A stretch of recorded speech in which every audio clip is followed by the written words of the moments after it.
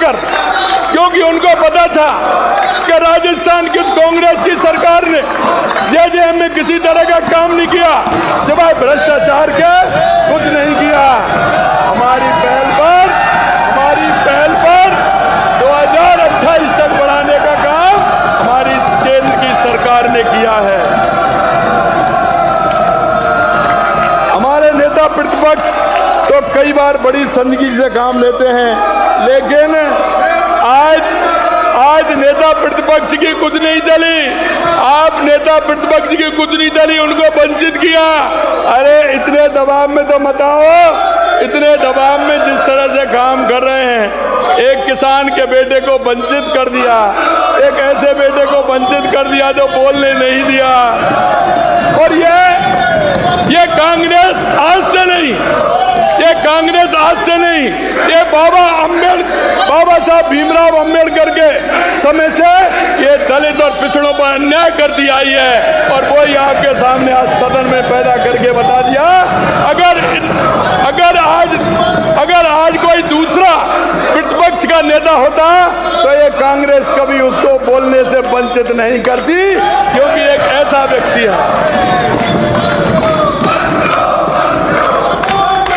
माननीय मैं प्रधानमंत्री जी और माननीय केंद्रीय वित्त मंत्री जी का भी धन्यवाद देता हूं।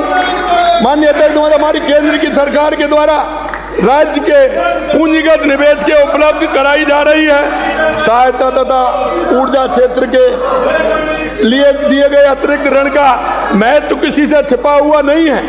मैं माननीय सदस्यगणों को याद दिलाना चाहता हूं कि वर्ष 2020-21 से ही माननीय नेता प्रतिपक्ष आपकी सरकार के समय से इन दोनों उल्लेख प्रावधानों के अंतर्गत राज्य को वित्तीय संसाधन उपलब्ध हो रहे थे।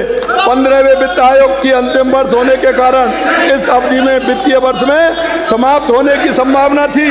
अब तो आप समझ ही सकते हो कि सरकार द्वारा आगामी वर्ष प्रावधानों को हमारे अनुरोध पर आपको ध्यान होगा 18,000 करोड़ रुपए से अधिक राशि प्राप्त होगी। 18,000 करोड़ रुपए से।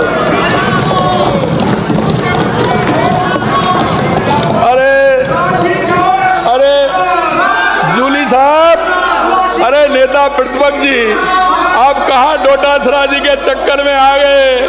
ये तो आपको क्या किसी को नहीं बोलने देंगे, ये तो किसी को भी नहीं बोलने देंगे।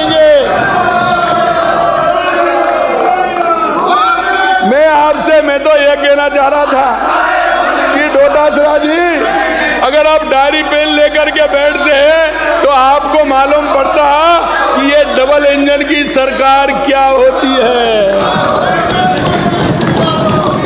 माननीय अध्यक्ष महोदय, मैं आपके माध्यम से ये भी नोट कराना चाहूंगा कि केंद्रीय करों में राज्य का हिस्सा राशि वो 75,156 करोड़ रुपए में 14% की बढ़ोतरी की गई है। 14% की वृद्धि, और 2025-26 में 85,716 करोड़ रुपए आने वाले हैं। अरे अब तो मेज धबधबा दो डोटासरा जी, अब तो मेज धबधबा दो।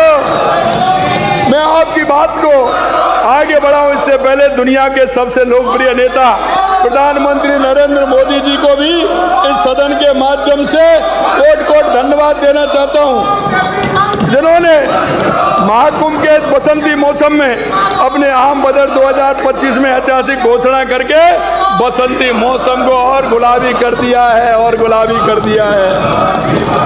आत्मनिर्भर भारत की ओर एक और मजबूत कदम बढ़ा दिया। वही दिन दूर नहीं कि हमारे देश की अर्थव्यवस्था दुनिया की तीसरी सबसे बड़ी अर्थव्यवस्था बनेगी। राजस्थान में भी मध्य वर्ग नौकरी पेशा लोगों जिनकी वार्षिक आय 12 लाख तक है।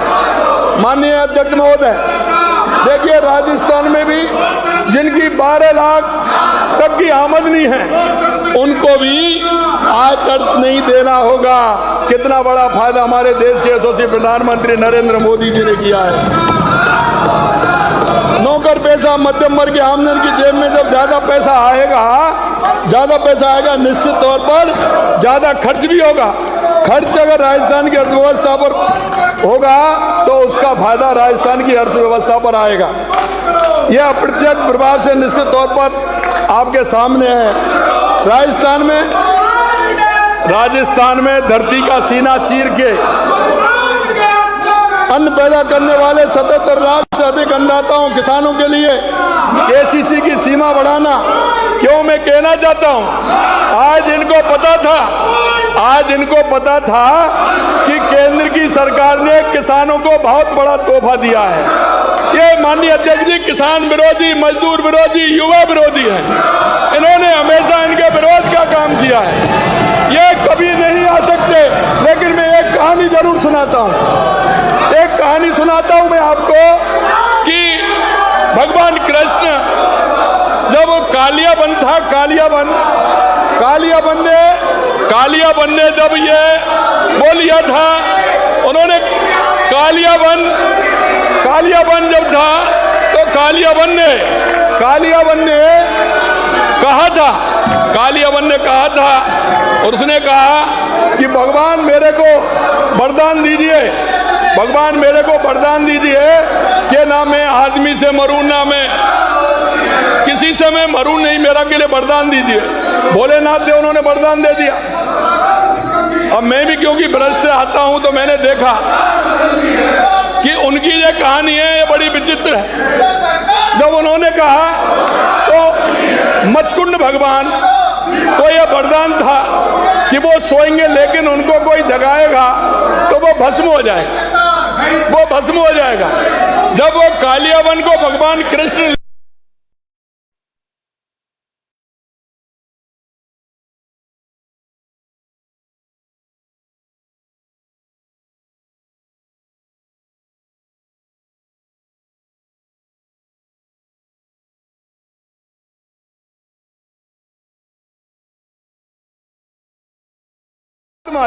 लात मारते ही कालियाबन भस्म हो गया। ये कांग्रेस भस्म होने वाली है, राजस्थान से नहीं पूरे देश से। इनका पाप का गला भर गया। ये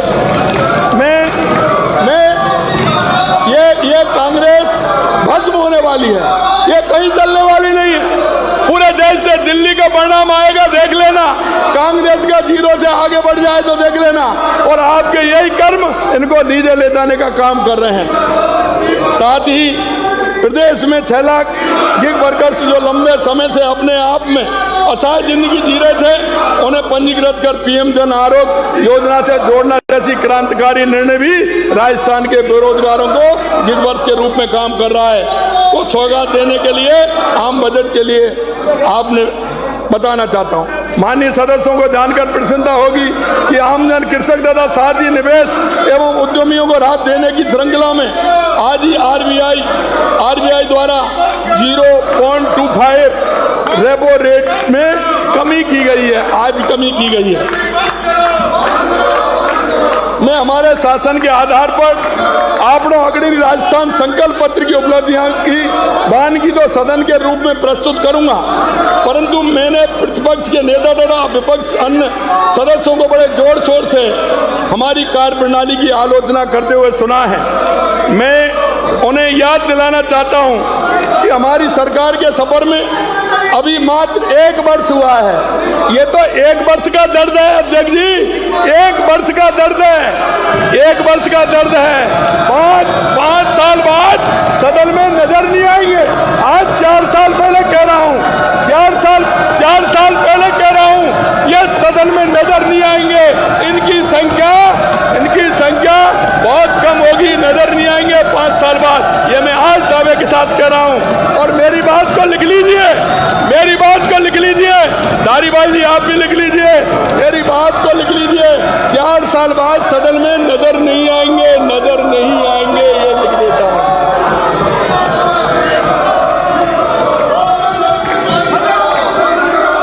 मैं याद दिलाना चाहता हूं कि हमारी सरकार के सफर अभी 1 साल का हुआ है। विदाई राजस्थान की जनता ने आपकी विदाई बड़े धूमधाम से की। इसके कारण कई हैं, एक कारण नहीं है, 1-2 कारण और भी हैं। बड़े धूमधाम से 14 माह पूर्व हाल ही में राज्य में अलग संभागों में 7 उपचुनाव हुए थे। ये आप नहीं सुनेंगे, 7 उपचुनाव हुए। माननीय अध्यक्ष जी, इनको दिखा दी इन्होंने तो प्रदेश अध्यक्ष को भी दिखा दी, नेता प्रतिपक्ष को भी दिखा दी और इनके बड़े नेता उनको भी दिखा दी। अरे कितनी सीट आई ये तो बता दो। अरे कितनी सीट आई दम भरने वाले? अगर ऐसे ही दम भरने वाले होते तो 7 में से 1 सीट नहीं आती, वो भी गलती थी, 1 सीट नहीं आती। मैं ये कहना चाहता हूँ 1 सीट नहीं आती। डोटासरा जी कहाँ चले गए? अभी यहीं थे। कहाँ चले गए अध्यक्ष जी? कहाँ चले गए? अभी यहीं थे, वो नजर नहीं आ रहे। उनको पता था सीटों के बारे में बात आएंगी। बड़ी बड़ी गमछा घुमा रहे थे। अरे ये तो बताओ मोरिया किसका बोला? अरे मोरिया किसका बोला ये तो बताओ भाई। ये गमछा कहाँ गया? मोरिया किसका बोला और कितनी बार बोला मोरिया?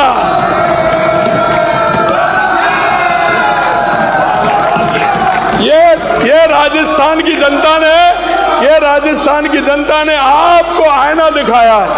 ये पूरा आईना है, क्योंकि माननीय अध्यक्ष जी ये एक जिले का चुनाव नहीं था, ये एक जिले का चुनाव, ये 6 संभागों का चुनाव था, 5 संभागों का एक अलग अलग संभागों का चुनाव था।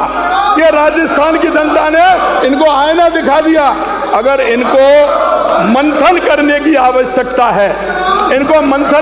आवश्यकता है तो इस बात पर है, लेकिन आज वो सुनना नहीं चाहते, क्योंकि माननीय प्रदेश अध्यक्ष कांग्रेस को सुनना पड़ता, इसलिए जूली जी को भी साइडलाइन कर दिया।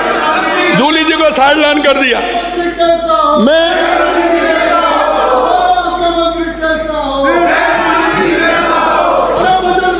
आपने देख लिया, मैं आपके माध्यम से कहना चाहता हूं,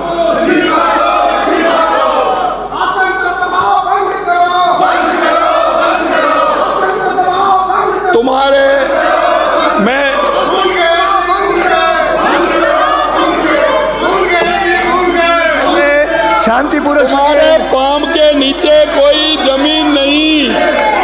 तुम्हारे पाम के नीचे कोई जमीन नहीं। कमाल ये है कि फिर भी तुम्हें यकीन नहीं।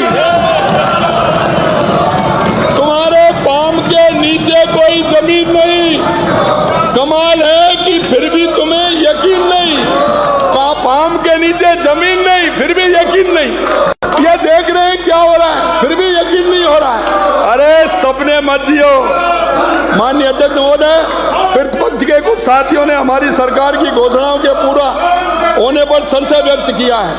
मैं आपके माध्यम से कहना चाहता हूं और मैं राजस्थान की 8 करोड़ जनता से भी कहना चाहता हूं, आप देख रहे हैं और ये राजस्थान की 8 करोड़ जनता भी अध्यक्ष जी देख रही है कि जिस तरह से इन्होंने राजस्थान की जनता के साथ कुठाराघात किया है।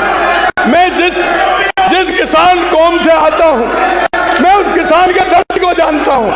इन्होंने उस किसान को 70 साल तक लूटा है, 70 साल तक। और मैं आपके माध्यम से कहना चाहता हूं, उस किसान की बात को, ये किसान बेटा है, ये किसान का बेटा है, इस तरह से नहीं आने वाला है। ये तो और पूरी ताकत के साथ और राजस्थान की जनता ने जिस भाव और भावना से राजस्थान की जनता ने इस किसान के बेटे को किया है, मैं राजस्थान की 8 करोड़ जनता की बात को पूरा करके रहूंगा।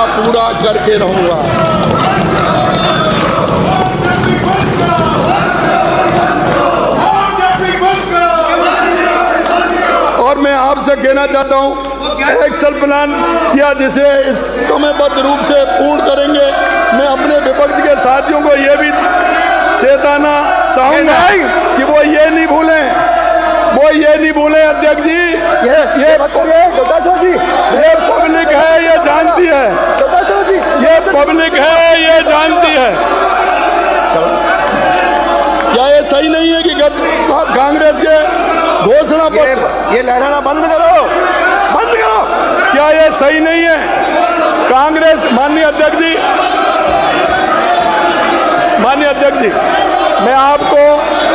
मैं आपसे निवेदन करना चाहता हूं, माननीय अध्यक्ष जी, जिस तरह से कांग्रेस के घोषणा पत्र पृष्ठ 3 पर इनके सबसे बड़े नेता राहुल गांधी ने किसानों से 10 दिन में संपूर्ण कर्जा माफी की बात की थी। जब इनका नेता ही झूठ बोलता है, तो ये झूठ तो बोलेंगे ही, ये तो झूठ बोलेंगे ही। राजस्थान के इतिहास में पहली बार आपके शासन में किसान कर्ज माफी के वादे ठगे, दर्जनों किसानों ने आत्महत्या के लिए मजबूर हो गए। आपने धरती पुत्र किसान के साथ केवल वादा खिलाफी की। यह सिद्ध हो गया कि आपकी सरकार घोर किसान विरोधी है। ये किसानों की बात सुनना नहीं चाहते, ये घोर विरोधी है किसानों के। और इसके माध्यम से राजस्थान के मेरे किसान भाई देख रहे हैं, आने वाले समय में जवाब भी देंगे, आपके अग्रणी राजस्थान संकल्प पत्र 2023 हमने किसान सम्मान निधि की राशि को दोगुना करने का वायदा किया था। हमने दोगुना करने का वायदा किया है किसानों से, और हमने पहली साल में 6,000 रुपए से बढ़ाकर 8,000 रुपए हमारी सरकार ने किए। हम घोषणा नहीं, हम जो कहते हैं घोषणा नहीं करते, हम जो कहते हैं वो करके दिखाते हैं। गत सरकार ने सोचा कि खुल जा सिम कहने के विकास, आप तो कहते थे कि आपके नेता जादूगर हैं। मैं कहना चाहता हूं जादूगर जी, जब आप जादूगर हैं, जबकि हम सब जानते हैं कि बिना गीतों के घुंघरी नहीं मिलती। ये बिना गीतों के घुंघरी लेना चाहते हैं, बिना गीतों के घुंघरी नहीं मिलेगी। घुंघरी तो गीत गाने से ही मिलेगी। राजस्थान की जनता कुछ देने वाली नहीं है।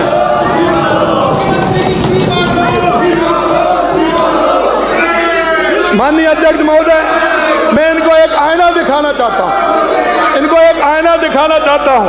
और आईना क्या दिखाना चाहता हूं, ये आईने को देख ले, नहीं तो प्रतिपक्ष के नेता को मैं पूरा पंच भी लाया हूं,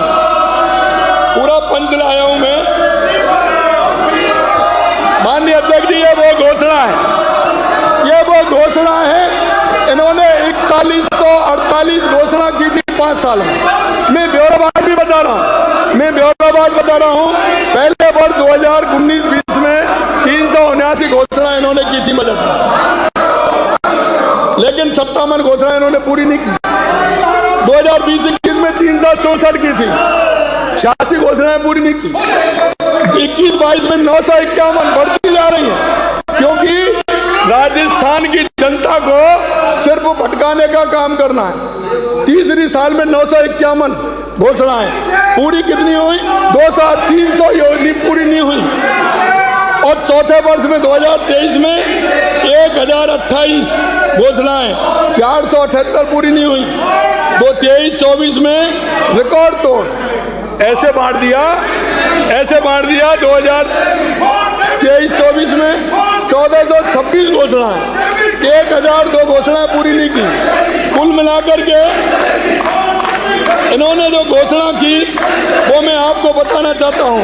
इन्होंने 5 वर्ष में 4148 घोषणा की, और अपूर्ण घोषणाएं आधी थी। 1921 घोषणाएं, 1921 घोषणाएं आज तक पूरी नहीं की।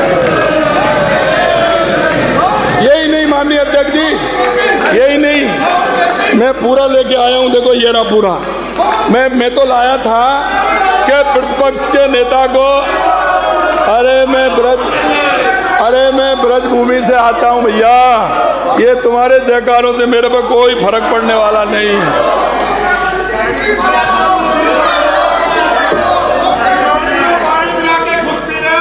माननीय अध्यक्ष जी, ये पंच मेरे पास है। सबड़ा में 1320 मेगावाट कालीसिंध, 800 मेगावाट बाड़मेर में 1100 मेगावाट बिजली उत्पादन के प्लांट की कागजी घोषणा की गई। 71 औद्योगिक क्षेत्र स्थापना का कार्य प्रारंभ ही नहीं हुआ। बाड़मेर और झुंझुनू जिले में 4765 करोड़ रुपए, संभाग के जिलों हेतु 4674 करोड़ रुपए, परमन पेयजल योजना के लिए 3532 करोड़ रुपए, आदि सिंचाई परियोजना। हवाई घोषणा दी, हवाई एक भी धरातल पर नहीं आई। माननीय अध्यक्ष जी, 8,000 आंगनबाड़ी केंद्रों खोलना, 5 लाख भूमिहीन किसानों को अनुदान राशि देना, योगजन महाविद्यालय बनाना जैसी 50,000 करोड़ रुपए की, माननीय अध्यक्ष जी 50,000 करोड़ रुपए की घोषणा मान्य रखती है, पूरी कितनी की ये देखना पड़ेगा। माननीय अध्यक्ष महोदय, किसी बच्चे को भी समझ आ जाएगी कि सरकार ने 2 वर्ष के मात्र 350 घोषणाएं की और लास्ट के समय में 1,500 और 1,200 घोषणा की। 1,200 और 1,500, अरे करनी नहीं थी इसलिए घोषणा की, इनको करना ही नहीं था इसलिए घोषणा की। मैं माननीय कोटा उत्तर से आने वाले विधायक जी से कहना चाहता हूं, इन्होंने क्या, वैसे ईश्वर की कृपा है, ये गए या इन्होंने वो तस्वीर यहीं से देखी मुझे पता नहीं है, वो तस्वीर इन्होंने यहाँ से देखी या गए। इन्होंने कहा कि महाकुंभ मंडपम के आगे एक बोर्ड लगा है और उस बोर्ड में लिखा है कि 50 से 55% तक घोषणा है। इन्होंने कहा हमने तो सुनी नहीं है, लेकिन मैं एक बात कहना चाहता हूं कि आंख का चश्मा दिया जा सकता है, आंख का चश्मा दिया जा सकता है, दृष्टि नहीं दी जा सकती, आंख का चश्मा दे सकते हैं लेकिन दृष्टि नहीं दी जा सकती। माननीय देखना, ये ऐसे लोगों का सत्य के दर्शन कराने के लिए भला क्या किया जा सकता है, इनको पता है। माननीय अध्यक्ष महोदय, आपके माध्यम से माननीय सदस्यों को अवगत कराना चाहूँगा कि हमारी सरकार काउंट और मॉडिफाइड बजट में कुल 1272 बजट घोषणा हमने की है। हमने बजट में 1272 घोषणा की है, जिसमें 270 में, और हमारा बजट माननीय अध्यक्ष जी जुलाई के महीने में आया था, हमारा जुलाई के महीने में बजट आया था, हमने 1272 घोषणा की थी, लेकिन उनमें से 270 में पूर्ण हो चुकी। 448 बजट घोषणाओं के संबंध में प्रशासनिक व वित्तीय स्वीकृतियां जारी ही नहीं हुई, बल्कि काम की प्रगति है। 488 पर काम की प्रगति चल रही है।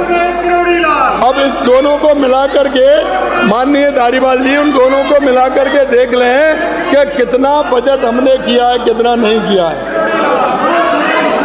क्योंकि इसमें एक मेरे को बड़ा एक याद आ रहा है, थोता चना,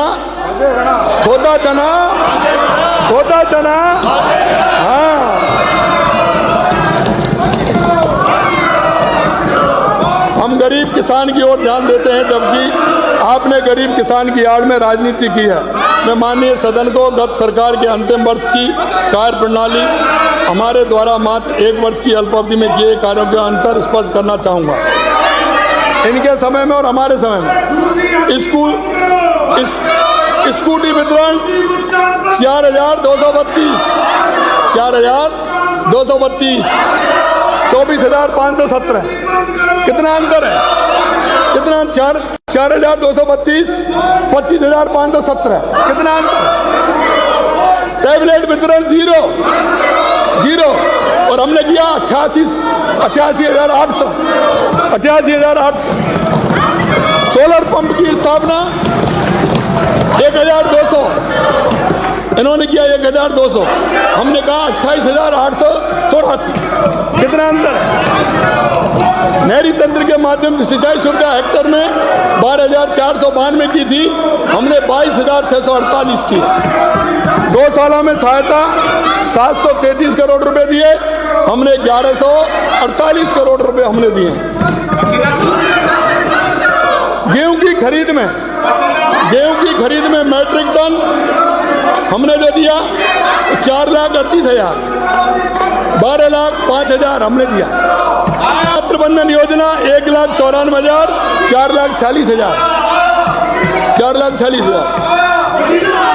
विकास कार्यों के संबंध में तो गत सरकार ने कुछ खास करके दिखाया नहीं। हाँ, कुछ मामलों में उन्होंने राजस्थान को नंबर 1 कराने का काम इन्होंने किया है। महिलाओं से दुष्कर्म में नंबर 1, महिलाओं पर अत्याचार नंबर 1, भ्रष्टाचार में नंबर 1, सांप्रदायिक दंगों में नंबर 1, बेरोजगारी से आत्महत्या करने में नंबर 1, पेट्रोल डीजल की कीमत में नंबर 1 और महंगाई में नंबर 1, बिजली की कीमतों में नंबर 1, कुछ मामले में नंबर 2 भी रहे, इंटरनेट बंद करने में नंबर 2 रहेंगे, इंटरनेट करने में नंबर 2 रहेंगे। इसके बाद ये किसे नहीं स्पष्ट होता कि इन लोगों ने जनता से सीधी जुड़ी योजनाओं की घोषणा में केवल ढोल पीटे, हकीकत में आम जन की भावनाओं के खिलवाड़ किया। इस संबंध में कबीरदास का एक दोहा याद आता है मुझे, क्योंकि ये वो लोग हैं, किसान का बेटा हूँ, ये तो वो लोग हैं। पसीना तो मेरे जीवन का स्वरूप है पसीना, और ये पसीना मेरा आधार है, ये मेरे जीवन का सोपान है पसीना, और यही मेरा आधार है। आपकी तरह होटलों में नहीं रुका, आपकी तरह एक साल तक होटलों में नहीं रुका। ये पसीना किसान का बेटा, जो क्या जाने पीर पराई जिसकी नहीं फटी विवाही, ये किसान का बेटा है। पसीना मेरा सोपान है, सोपान। देखिए माननीय अध्यक्ष जी, मैं आज भी कहना चाहता हूँ, क्योंकि मैं गरीब की भाव और भावना को जानता हूँ। कबीर जी का एक दोहा है, दुर्लभ को न सताइए जाकी मोटी हाय, दुर्लभ को न सताइए जाकी मोटी हाय, मरी खाल की सांस से लोह भस्म हो जाए, ये भस्म होने वाले हैं।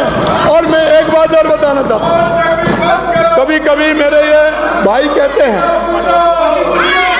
मेरे भाई कहते हैं कि मुख्यमंत्री बड़ा भोला है, सीधा है। अरे मैं कहना चाहता हूं मेरे भाइयों,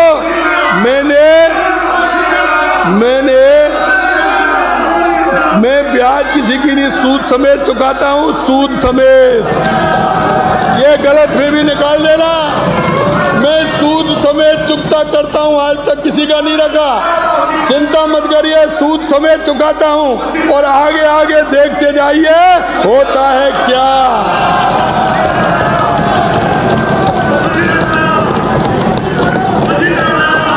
किसान पोल से आने वाले माननीय सदस्य कह रहे थे, अरे निधर नहीं आ रहे, कहाँ गए, बड़ी बातें कर रहे थे। चालू योजनाओं को बंद किया है। अरे बंद तो आप करते हैं, हम तो चालू करते हैं। बंद करने वाली मशीन तो कांग्रेस है। माननीय सदस्य को भ्रमित कर रहे हैं। मैं आपको बताना चाहता हूं, पिछली सरकार चलाई जा रही योजनाओं को तार्किक करते हुए उन योजनाओं की कमी दूर कर परिष्कृत रूप लिया। जिस अंतिम पंक्ति के पात्र व्यक्ति योजना, हमने स्वास्थ्य बीमा योजना का दायरा बढ़ाया, कैंसर जैसी बीमारियों के शिशुओं के पैकेज को सम्मिलित करते हुए मुख्यमंत्री आयुष्मान योजना, माँ योजना हमने लागू की। माँ योजना आपने पशुओं के लिए क्या किया? हमने पशुओं के लिए, राजस्थान के किसान और गरीब के लिए पशु मंगला, पशु बीमा योजना हमने की, आपने नहीं की। आने वाले माननीय सदस्य ने कहा कि हमारी योजना को बंद कर दिया तथा हमारी योजनाओं के नाम से नाम बदल दिया। अध्यक्ष महोदय, मैं कहना चाहता हूं, हमारी अन्नपूर्णा योजना का नाम किसने बदला? अन्नपूर्णा योजना का नाम किसने बदला? इन्होंने तो वो राजस्थान नाम के जो नहर थी हमारी, राजस्थान नहर के नाम से थी, उसका नाम भी इंदिरा गांधी कर दिया। राजस्थान नहर का नाम भी। माननीय अध्यक्ष महोदय, मैं आपसे कहना चाहता हूँ, छोटी घोषणा आपस में की एक दूसरे को, अरे निकम्मा किसको कहा, नकारा किसको कहा, भरत सिंह ने क्या क्या पत्र लिखे, निकम्मा किसको कहा, आज निकम्मों को बुला तो लेते, आज निकम्मा किसको कहा, निकम्मा किसको कहा। अरे विद्याधर जी, अरे इतना जोर मत लगाओ, तुम तो पसीने वाले आदमी आ जाएगा। विद्याधर जी इतना जोर मत लगाइए, निकम्मा किसको कहा, नकारा किसको कहा, ये तो बता दो। कालजयी कीर्ति रश्मि रथी की कुछ मैं आपको कहना चाहता हूं,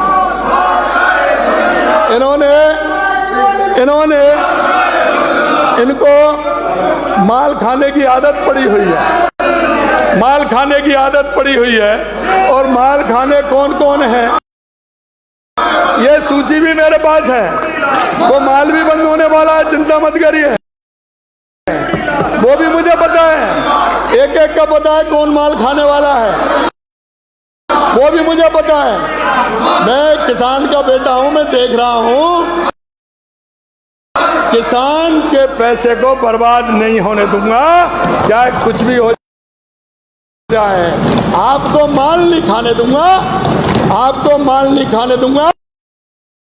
किसान उस गरीब के पास से आया हूं, और मैं तुम्हारी मेहरबानी पर नहीं हूं, मैं तुम्हारी मेहरबानी पर नहीं हूं, तुमसे मैं तुम्हारी मेहरबानी पे नहीं, राजस्थान की जनता और ये मेरे जनप्रतिनिधि की मेहरबानी पे, तुम्हारी मेहरबानी की आवश्यकता भी मुझे नहीं है, तुम्हारी जोर से बताई, तुम्हारी मेहरबानी की आवश्यकता नहीं है। और तुम्हें कसम है, अगर तुम मेरे पर मेहरबानी करो, तुम्हें कोई मेहरबानी करने की जरूरत नहीं है। ये जीवन ऐसे नहीं दिया जाता, जीवन दिया जाता है ताकत के साथ, जीवन दिया जाता है।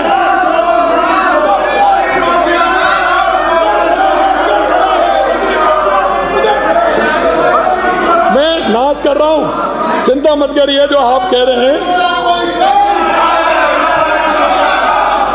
आप चिंता मत करिए, मैं अकेला, आप मेरे से किसी कीमत पर जीत नहीं पाओगे, क्योंकि मेरे साथ वो मुरलीधर है, वो बंसी वाले ब्रज से आता हूँ।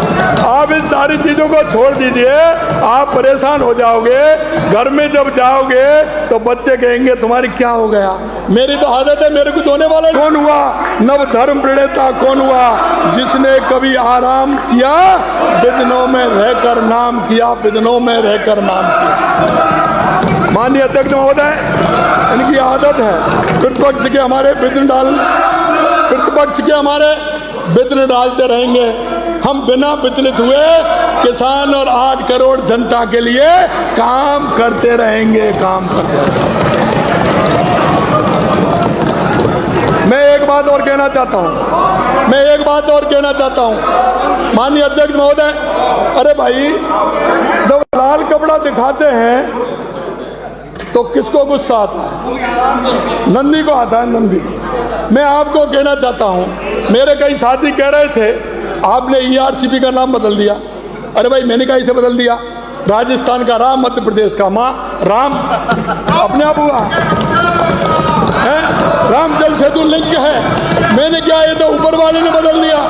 और आप प्रतिपक्ष के तो पूर्वी राजस्थान नहर ERCP की टिप्पणी के संबंध में सम्मान्य सदन को अवगत कराना चाहूंगा कि प्रतिपक्ष के माननीय सदस्य भूल रहे हैं कि आपने ERCP को आपकी कांग्रेस की सरकार यहाँ थी, मध्य प्रदेश में थी, आपने हटकाने लटकाने का काम किया, आपने किस तरह से उनको काम किया। आज मैं कह सकता हूँ, देश के यशस्वी प्रधानमंत्री नरेंद्र मोदी के नेतृत्व में हमने ERCP की DPR भी बनाई, और आपने देख लिया होगा कि हम इस परियोजना में 2 महत्वपूर्ण कार्य, नमरेरा बैराज सरदा बांध का कार्य हमारी ही पूर्ववर्ती सरकार के कार्यकाल के दौरान प्रारंभ किया गया था। आपकी कांग्रेस सरकार ने उदासीन धरातल की। मैं पहले भी सदन में कहा था कि आज भी कह रहा हूँ, कांग्रेस में ERCP को चुनावी झुंझुना बनाया था, चुनावी झुंझुना बनाया। जानबूझ कर लटकाया, अधिकार भटकाया, जानबूझ कर लटकाया। हम जो कहते हैं वो करते हैं की सोच रखने वाली हमारी सरकार ने इस परियोजना का दायरा बढ़ाते हुए राम जल सेतु लिंक परियोजना संशोधित कार्य काली सिंध चंबल के रूप में धरातल पर क्रियान्वित कर संकल्प लिया। हमारी सरकार ने आते ही 1 साल के भीतर धमनेरा बैराज अधूरे काम को पूरा कर माननीय प्रधानमंत्री जी के कर कमलों द्वारा लोकार्पण भी किया। ये तो भजन आपको करना पड़ेगा, ये तो भजन करना पड़ेगा। ये 5 साल नहीं 20 और 25 साल भजन करना पड़ेगा। आपके आज में तमुड़ा आने वाला है, आपको भजन करना पड़ेगा। आपका बुढ़ापा सुधर जाएगा धारीवाल जी, बुढ़ापा सुधर जाएगा। भजन का नाम तो आपको दिन में भी करना और रात में भी लेना पड़ेगा। आ जाइए, ये रात में भी लेना पड़ेगा इनको।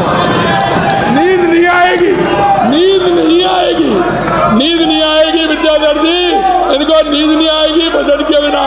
ये मैं दावे के साथ कह रहा हूँ। कई लोग उनका क्या होगा? अरे उनका क्या होगा जो रात के अंधेरे में आते हैं, रात के अंधेरे में आते हैं। उनका क्या होगा जो रात के अंधेरे में आते हैं? अध्यक्ष जी, ये नींद से नहीं सोएंगे, ये मैं आपको कह रहा हूँ। ये नींद नहीं आएगी, ये भजन का भजन करेंगे, दिन में भी करेंगे और रात में भी करेंगे। ये भी मैं आपको विश्वास दिलाता हूँ। ERCP का नाम राम जल सेतु लिंक परियोजना किया, इस पर भी प्रतिपक्ष के माननीय सदस्यों को निश्चित ही पीड़ा होगी। यह अपेक्षित भी है, क्योंकि जिस पार्टी ने सर्वोच्च न्यायालय में शपथ देकर भगवान श्री राम को काल्पनिक तक बताया, राम सेतु के इतिहास पर प्रश्न चिन्ह लगाए, उन्हें भगवान श्री राम के नाम वाली जीवनदायी परियोजना गले कैसे उतरेगी?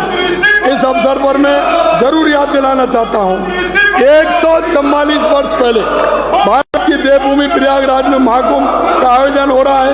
यशस्वी प्रधानमंत्री जी तथा प्रदेश के माननीय मुख्यमंत्री जी को मैं विकास के साथ साथ विरासत भी सुरक्षित ध्यान में रखना है। राजस्थान अब की बार पहली बार कुंभ में राजस्थान मंडपम बना, एक शानदार मंडपम बना है मेरे देश की, क्योंकि हमारे देश के यशस्वी प्रधानमंत्री नरेंद्र मोदी कहते हैं कि विकास भी और विकास के साथ विरासत भी, और हमारी संस्कृति और हमारी भाव और भावना। क्योंकि इनकी भाव और भावना तो देश की संस्कृति जिसमें से खाते हैं जीते हैं, उससे इनको कोई मतलब नहीं।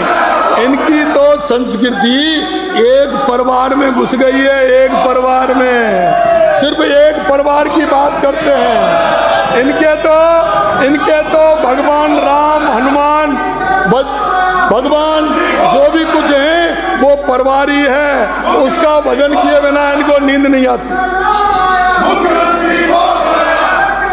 मैं तो कहता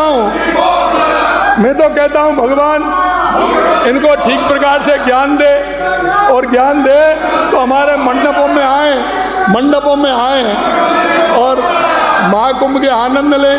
हो सकता है उसकी कृपा हो जाए तो अपने जो काम किए हैं उनका प्रायश्चित का भी आपको मौका मिल जाए, प्रायश्चित का मौका भी आपको मिल जाए।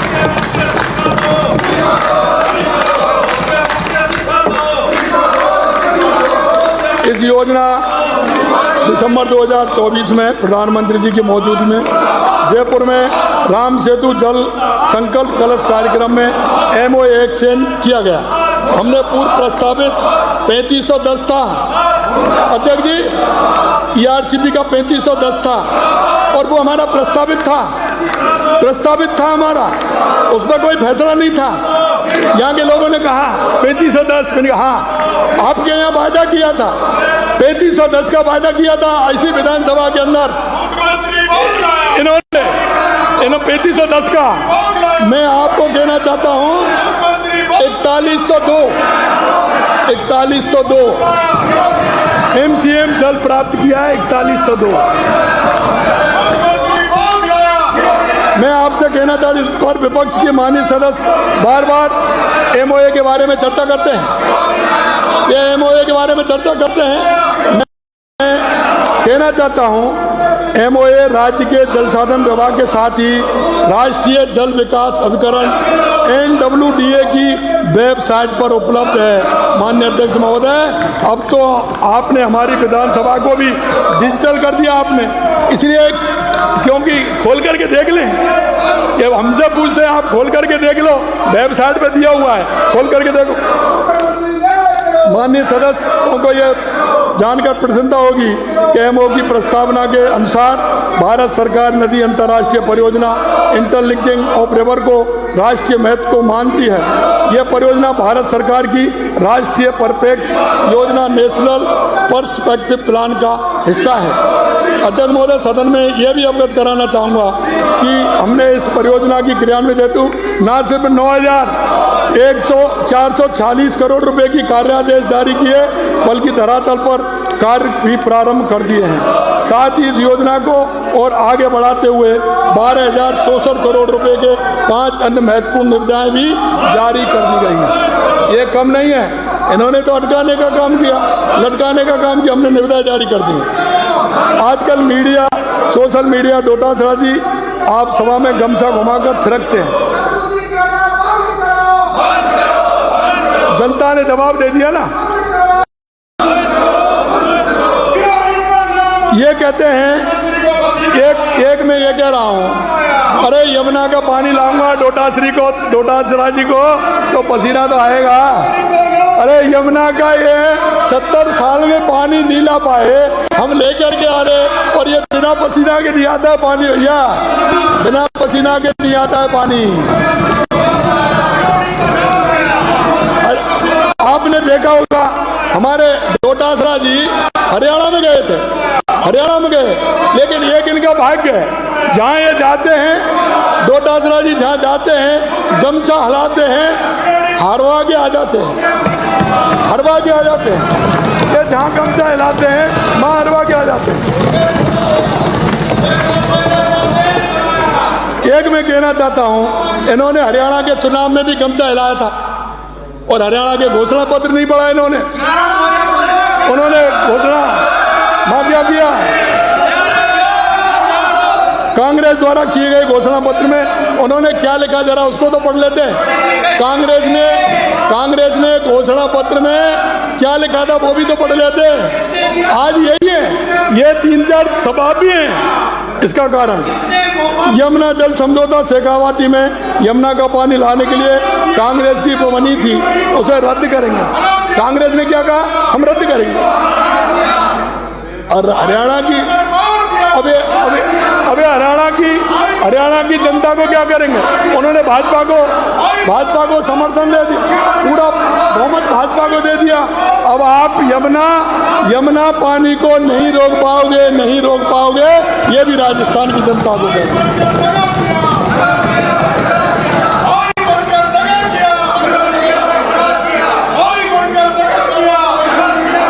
जरा ये राजस्थान की जनता को कांग्रेस के अध्यक्ष जरा ये तो बता दें कि हरियाणा के उस घोषणा पत्र के साथ थे या वो राजस्थान और शेखावाटी की जनता के साथ थे, ये तो क्लियर करें वो कि मैं राजस्थान की शेखावाटी जनता की तरफ था कि कांग्रेस के घोषणा पत्र के साथ थे। अब नहीं सुनेंगे। अब मैं ये बात जैसे इनकी डूबती रग पे हाथ रखूंगा, ये ज़्यादा करेंगे जब डूबती रग पे मैं हाथ रखूंगा। मैं सदन में पुनः आश्वस्त करूंगा कि हरियाणा सरकार, और इन्होंने कहा था पानी में भी अंतर बताता, हमने 1917 क्यूसेक पानी के लिए कहा है, हमने कहा 1917 क्यूसेक पानी हमारी सरकार को मिलेगा।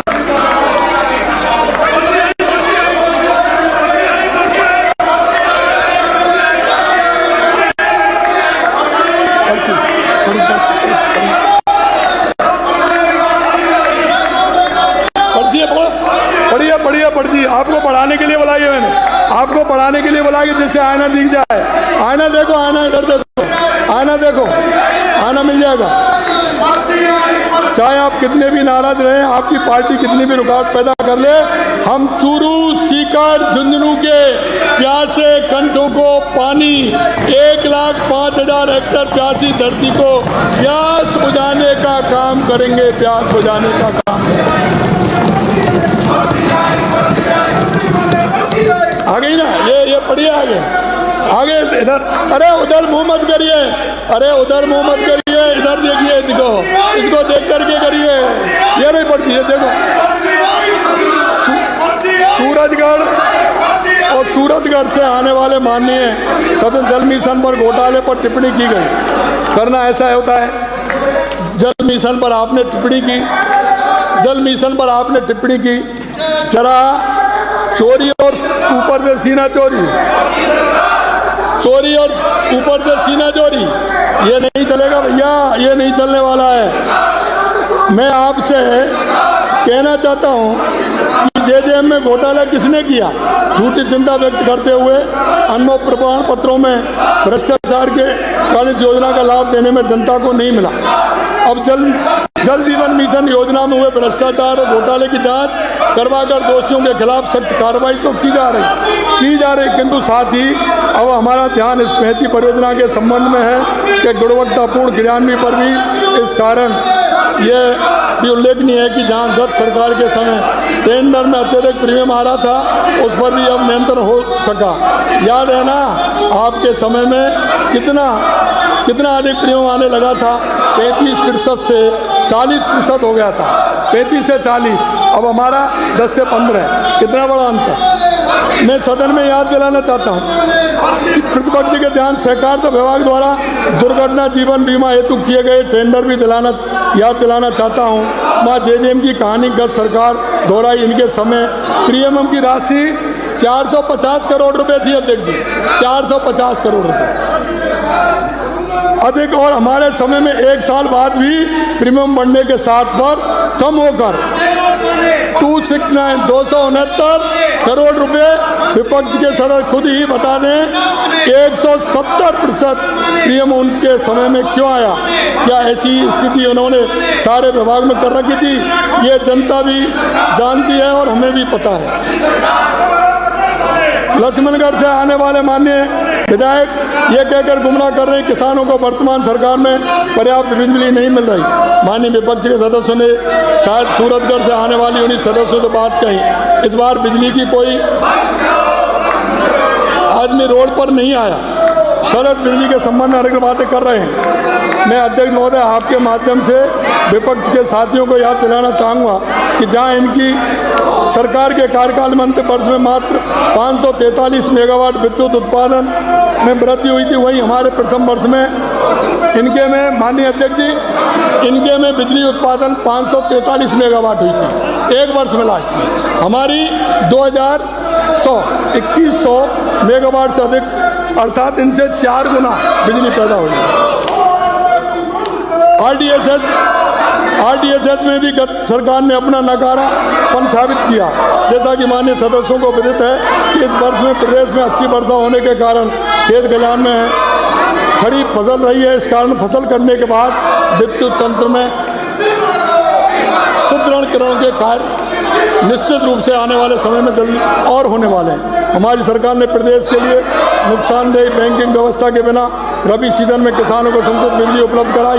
साथ ही ये बैंकिंग करते थे, हमको आगे दिक्कत आती थी, हमने इस बार बैंकिंग नहीं की, हमारे किसानों को कोई परेशानी आने वाली नहीं है।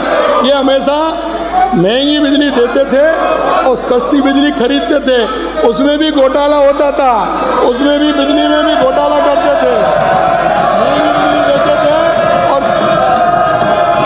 और सस्ती में आती थी बिजली। आपने लौटाने आवश्यक बड़ी सर्विस है। उपरन पारसाही कांटा बेसिन कोल सितंबर 23 से कोयले की सप्लाई बंद हो गई। हमने इस समस्या का समाधान के लिए अथक प्रयास करते हुए जनवरी 2024-40 तक 40,000 मैट्रिक टन कोयला प्रतिदिन प्राप्त करना प्रारंभ कर दिया है। ये क्या करते थे उस समय, कोयला जो इनका जो कोयला आता था छत्तीसगढ़ में कांग्रेस की सरकार, और यहाँ इन दोनों ने मिलकर कोयला में घोटाला किया। और घोटाला ही नहीं किया, इनका बिजली उत्पादन देख लीजिए और हमारा देख लीजिए। हमारा बिजली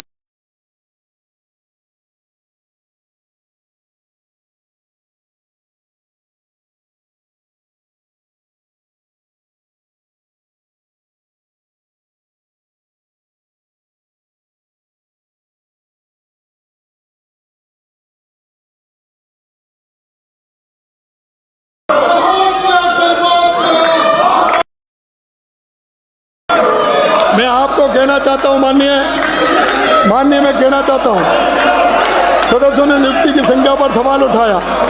थोड़ा भीम से आने वाले सदस्य ने एक भी नौकरी नहीं देने कहने का झूठा राग अलापा। मैं आपको कहना चाहता हूं माननीय अध्यक्ष जी, मैं आपसे कहना चाहता हूं, मैं दोनों सदस्यों को निलंबित करूंगा अभी। माननीय अध्यक्ष जी,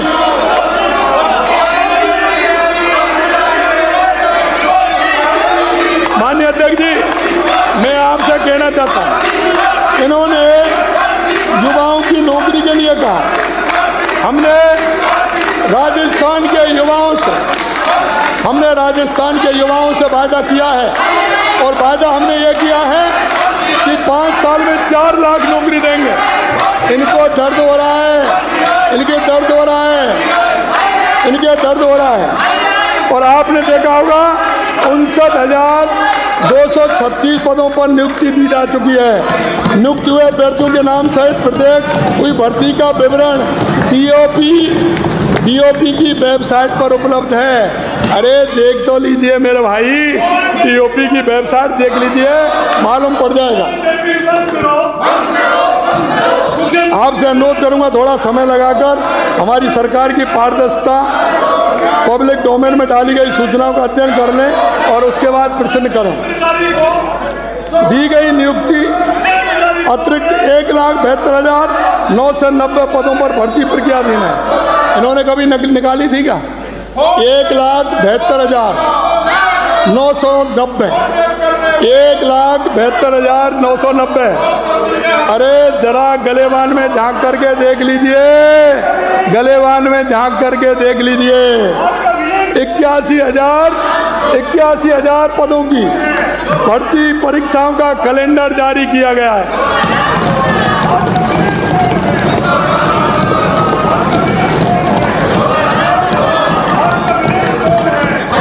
देखिए मेरे भाइयों, मैं आपसे एक बात कहना चाहता हूँ, यहाँ 4 बार 5 बार ज़्यादा भी हैं, मैं उनको भी नहीं, भैया रुकने का काम नहीं। ये किसान का बेटा है, इसको कोई फर्क नहीं पड़ता है। आप और जोर से करिए, उसमें मेरे को ज़्यादा आनंद आएगा। आप जोर से आने दो। अरे ये तो मेरा पसीना तो किसान का गहना है, इसकी चिंता मत करिए, मेरे कुछ होने वाला नहीं है। हाँ, मैं एक बात कहना चाहता हूँ, आप 3 साल 4 साल और 5 साल से सदन में होंगे, 5 बार के सदस्य होंगे आप, लेकिन मैं एक बात कहना चाहता हूँ, हमारे वरिष्ठ नेता भी वहाँ बैठे हैं जो इस सदन में रहे हैं, लेकिन मुझे दुख इस बात का है, लेकिन मुझे डोटासरा जी,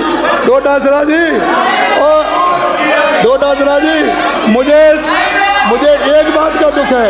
एक बात सुन लीजिए, एक बात सुनिए कि इस सदन में प्रतिपक्ष के नेता के रूप में मेरी है प्रतिपक्ष के नेता के रूप में भैरव सिंह शेखावत, परशुराम मदेरणा, गुलाब चंद कटारिया, वसुंधरा राजे, लक्ष्मण सिंह जी, राजेंद्र राठौर जी, राम नारायण चौधरी जी, हरदेव जोशी जी रहे हैं।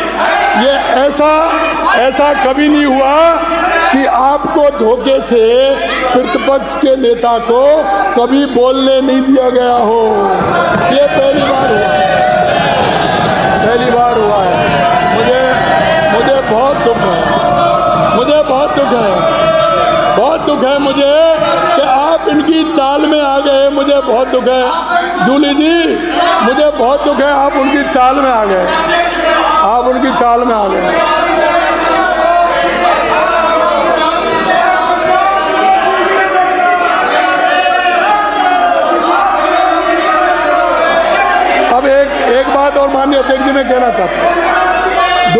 डोटासरा जी, आपके कहने से कुछ होने वाला नहीं है।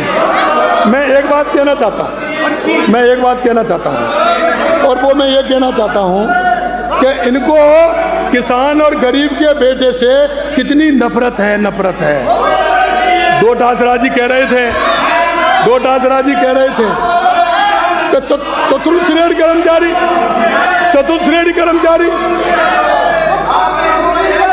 अरे भाई सफाई कर्मी और चतुर्थ श्रेणी कर्मचारी से तुम्हारी क्या दुश्मनी है डोटासरा जी? वो किसान गरीब मजदूर के बेटे हैं, अगर उनको नौकरी मिलेगी तो तुमको क्या नुकसान होगा डोटासरा जी? आपका ध्यान तो आरएस में होगा, आपका ध्यान तो कहीं और होगा, लेकिन उस गरीब के बेटे को आप क्यों मौका नहीं देना चाहते, ये तो मेरे को बता दो। अरे वो चतुर्थ श्रेणी कर्मचारी, मैं एक बात और कहना चाहता हूँ अध्यक्ष जी आपके माध्यम से, ये क्या 55,000 जो चतुर्थ श्रेणी कर्मचारी की वैकेंसी है, मैं आपसे कहना चाहता हूँ, क्या ये 1 साल की है? क्या 1 साल में इतनी वैकेंसी निकली? ये इनके पापों का कर्म है,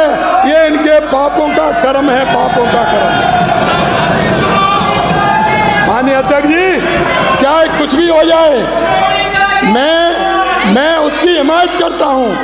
मैं किसान का बेटा होने के नाते उसकी हिमायत करता हूँ। तुम कितना भी जोर लगा लीजिए, मैं किसान मजदूर के उस बेटे को हर कीमत पर राजस्थान की नौकरियां दूंगा। तुम पे कुछ होने वाला नहीं है, कुछ करने वाले नहीं है, एक नौकरी दूंगा उनको। आप राजस्थान की जनता को कितना ठगोगे? शर्म नहीं आती? आपने 70 साल में इस राजस्थान को बर्बाद करके रख दिया।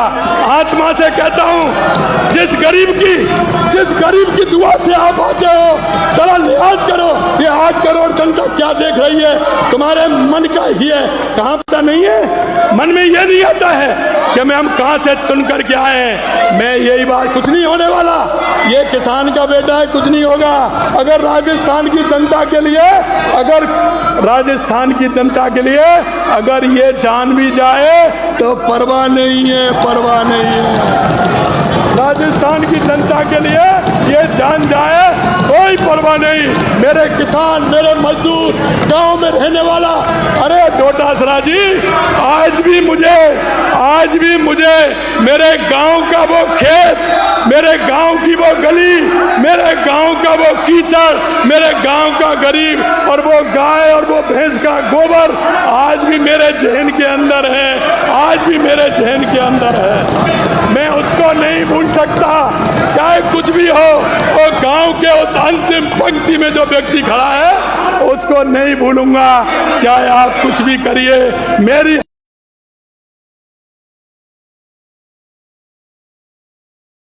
दर्जी अगर किसी के प्रति है, क्योंकि मैं चुन करके आया हूँ, मैं सरपंच से रह करके मैं यहाँ इस कुर्सी पर पहुँचा हूँ। मेरे को एक रग का पता है, उसके दर्द को मैं जानता हूँ। और मैं यही कहना चाहता हूँ, किसी को गरीबी नहीं दिखाए।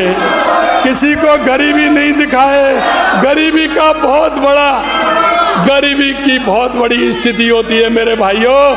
तुम सदस्य चुन करके आए हो, तुम राजस्थान की 8 करोड़ जनता के लिए आए हो, और तुम ये नाटक सिर्फ एक व्यक्ति को भाषण देने के कारण आपने ये नाटक किया, ये अच्छी बात नहीं है। ये राजस्थान की जनता देख रही है, वे माफ करने वाली नहीं है। और लिख लो, मैं माननीय अध्यक्ष जी, मैं 4 साल पहले कह रहा हूं, और इसी कुर्सी से कह रहा हूं, इस सीट से 4 साल पहले कह रहा हूं, इनमें से चेहरा देख लीजिए, फोटो खिंचवा लीजिए। अगर इनमें से 40% लोग भी आ जाएं तो आप देख लेना, 40%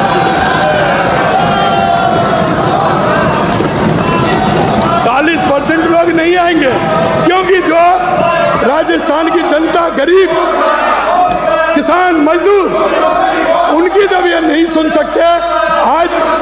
आज मैं कह सकता हूं कि मैंने पिछले बजट में राजस्थान की 200 विधानसभा के लिए पूरा बजट दिया था और मैंने प्रतिपक्ष के नेता को बुला करके, आप पूछ लीजिए, प्रतिपक्ष के नेता को बुला करके मैंने कहा यह शायद राजस्थान के इतिहास में पहली बार हुआ होगा। मैंने प्रतिपक्ष के नेता को बुलाया, मैंने कहा भाई जी आपकी मीटिंग कर लीजिए, आपके विधानसभा में कौन कौन से काम ऐसे हैं जो जनता के हित के काम है, आप मेरे को बना के दीजिए, मैं उनकी दूंगा। लेकिन इनको जनता के काम की फिक्र हो जब नहीं, इनको जनता के काम की फिक्र नहीं है। इनको एक परिवार की माला फेरना और आराम से होटलों में रहना और आराम से जनता की गाड़ी कमाई को डकारना, ये इनकी फितरत में आ गया है। जितना आप मेरे कहोगे उतना सुनते जाओ।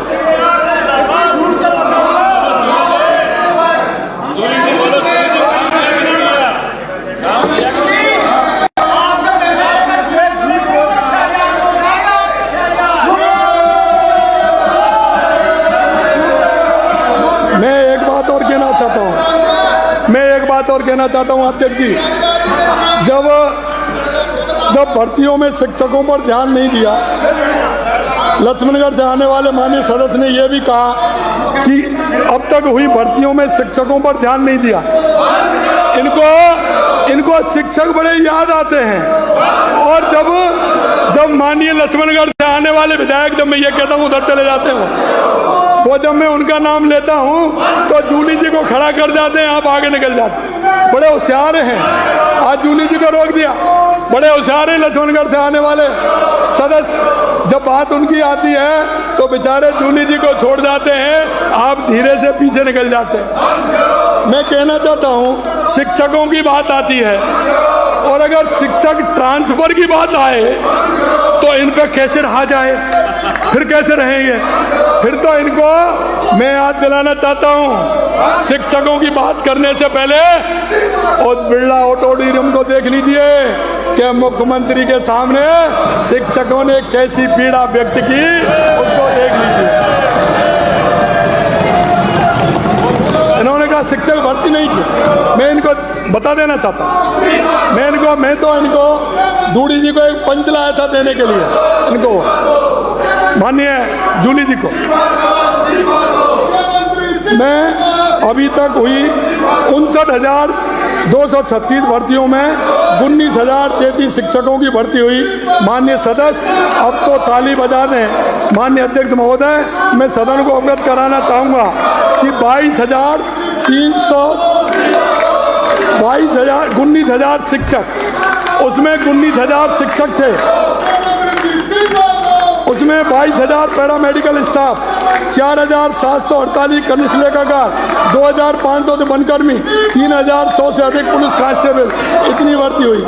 अब ये कह रहे हैं कि किनको आपने भर्ती दी, किनको भर्ती दी? अरे ये मैं चश्मा तो बदलवा सकता हूँ लेकिन दृष्टि नहीं दे सकता।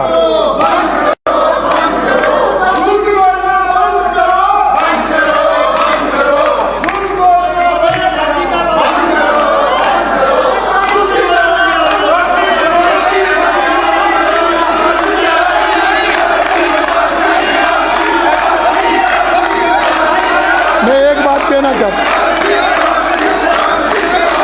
प्रदेश के में उपजे हताशा के माहौल को दूर करते हुए हमारी सरकार ने सुनिश्चित किया है कि भर्तियां नियमित रूप से निकालें, परीक्षाएं समय पर हों, सफल अभ्यर्थियों को शीघ्र नियुक्ति मिले। हमने भर्ती प्रक्रिया की पारदर्शिता और सुगमता से सुनिश्चित कर युवाओं में मन, विश्वास, आशा का संचार किया है। कई महत्वपूर्ण कदम हमने उठाए।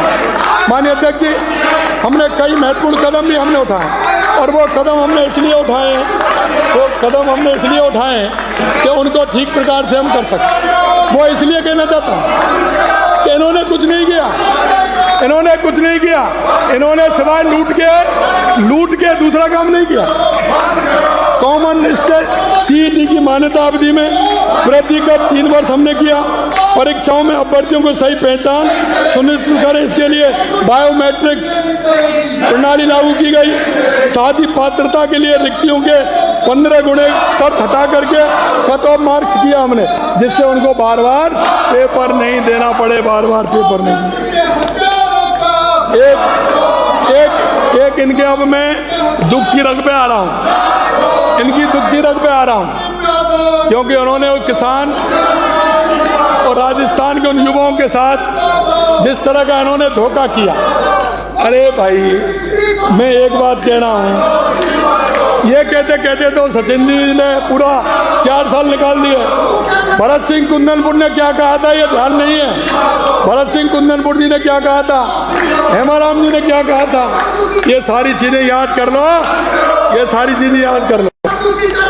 आपकी सरकार पेपर लीक की सरगना सरकार है। माननीय अध्यक्ष जी, पेपर लीक की पूरे देश के अंदर सरगना सरकार थी राजस्थान। आप लोग पेपर लीक की बात करते हैं, ये तो और हमसे बात करते हैं। उल्टा चोर कोतवाल को डांट रहा है, उल्टा चोर कोतवाल को डांट रहा है। अरे भाई, तुम्हारे जो कुकर्म थे, उन कुकर्म वालों को आपने कुछ नहीं किया। हमने तो उनको पकड़ा, हमने तो उनको पकड़ा।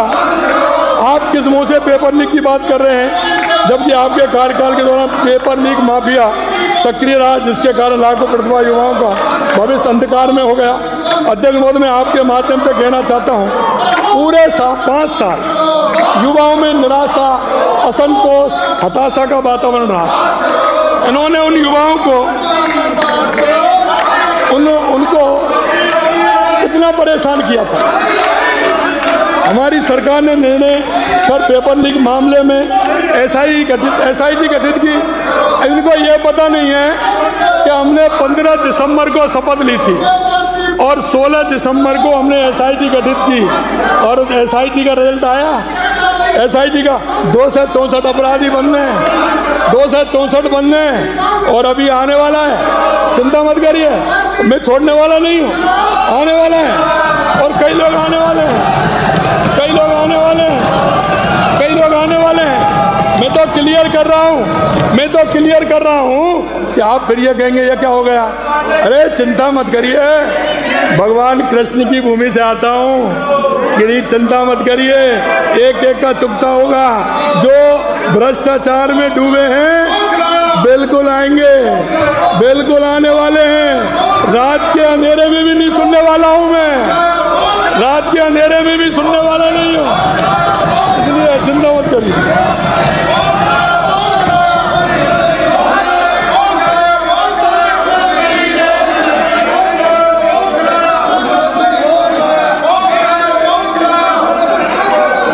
इन्होंने कहा, माननीय अध्यक्ष जी, इन्होंने कहा एक बड़ी अच्छी बात की। एक नाटक आता था पहले, एक टीवी में नाटक आता था, क्या नाम था, मुंगेरी, क्या आता था, मुंगेरी लाल के हसीन सपने। इन्होंने कहा कि जब हमारी सरकार आएगी, इन्होंने कहा जब हमारी सरकार आएगी, हमारी सरकार आएगी, तो इन्होंने कहा था, इन्होंने कहा खुशफहमी भी प्रकट की कि हम 4 साल बाद सत्ता में आएंगे। मुंगेरी लाल के सपने देखने वाले विपक्ष के माननीय सदस्य को पुराना शेर याद दिलाना चाहूँगा, जो शायद इन देशों के लिए भी कहा गया है। हमको मालूम है, हमको मालूम है जन्नत की हकीकत, हमको मालूम है जन्नत की हकीकत, लेकिन दिल के बहलाने को गालिब ये ख्याल भी अच्छा है। हमको मालूम है जन्नत की हकीकत, लेकिन दिल के बहलाने को गालिब ये ख्याल भी अच्छा है। मैं कहना चाहता हूँ माननीय अध्यक्ष जी, ये 4 साल का, ये 20 साल में भी राज में आने वाले नहीं है, आने वाले नहीं। मेरी इन सभी को राय है कि ऐसे ख्याल अपने दिल से निकाल ही दें, क्योंकि प्रदेश की जनता बहुत समझदार है और अब ये इनके झांसे में आने वाली नहीं है। जनता 4 साल बाद इनको उधर ना पक्ष में ही बैठाएगी और उसमें इनकी संख्या, जैसा मैंने कहा, वो कम होगी। हम राज्य की अर्थव्यवस्था को हमारे शासन काल में ही हमने कहा है, हम अर्थव्यवस्था को 350 बिलियन डॉलर तक पहुंचाने के लिए कृत संकल्प है। और इसलिए आपने देखा होगा कई लोगों ने मेरे से कहा कि राजस्थान लोग अंतिम साल में करते हैं। मैंने कहा हम पहली साल में करेंगे, क्योंकि हमें राजस्थान की जनता को जो विश्वास दिया है उस विश्वास के साथ काम करेंगे। हमारे युवाओं को हम रोजगार देंगे, हमारे लोगों को हम रोजगार देकर काम करेंगे। राजस्थान का आयोजन विकास की आधारशिला हमने रखी है। हमारे द्वारा प्रदेश को निवेश के क्षेत्र में अग्रणी राजस्थान पर लाने के लिए MSME एक्सपोर्ट, आप देखते जाना, कभी इन्होंने नीति नहीं बनाई। नीति से डर लगता है, इन्होंने कभी नीति नहीं बनाई। नीति से इनको डर लगता है, क्योंकि नीति बनाएंगे तो हम फंस जाएंगे, इसलिए कभी नीति नहीं बनाई। हम नीति बना करके काम करते हैं। हमने MSME export, textile, data centre एवं निवेश संवर्धन योजना सहित 10 से अधिक नीतियां लागू की हैं। 10 से अधिक नीतियां लागू की हैं। इस कारण निवेशकों द्वारा हमारी सरकार द्वारा स्थापित निवेश के वातावरण में विश्वास दिखाते हुए 11,600 से अधिक MOU हस्ताक्षर, 35 लाख करोड़ से अधिक के निवेश को मजबूती प्रयास की है।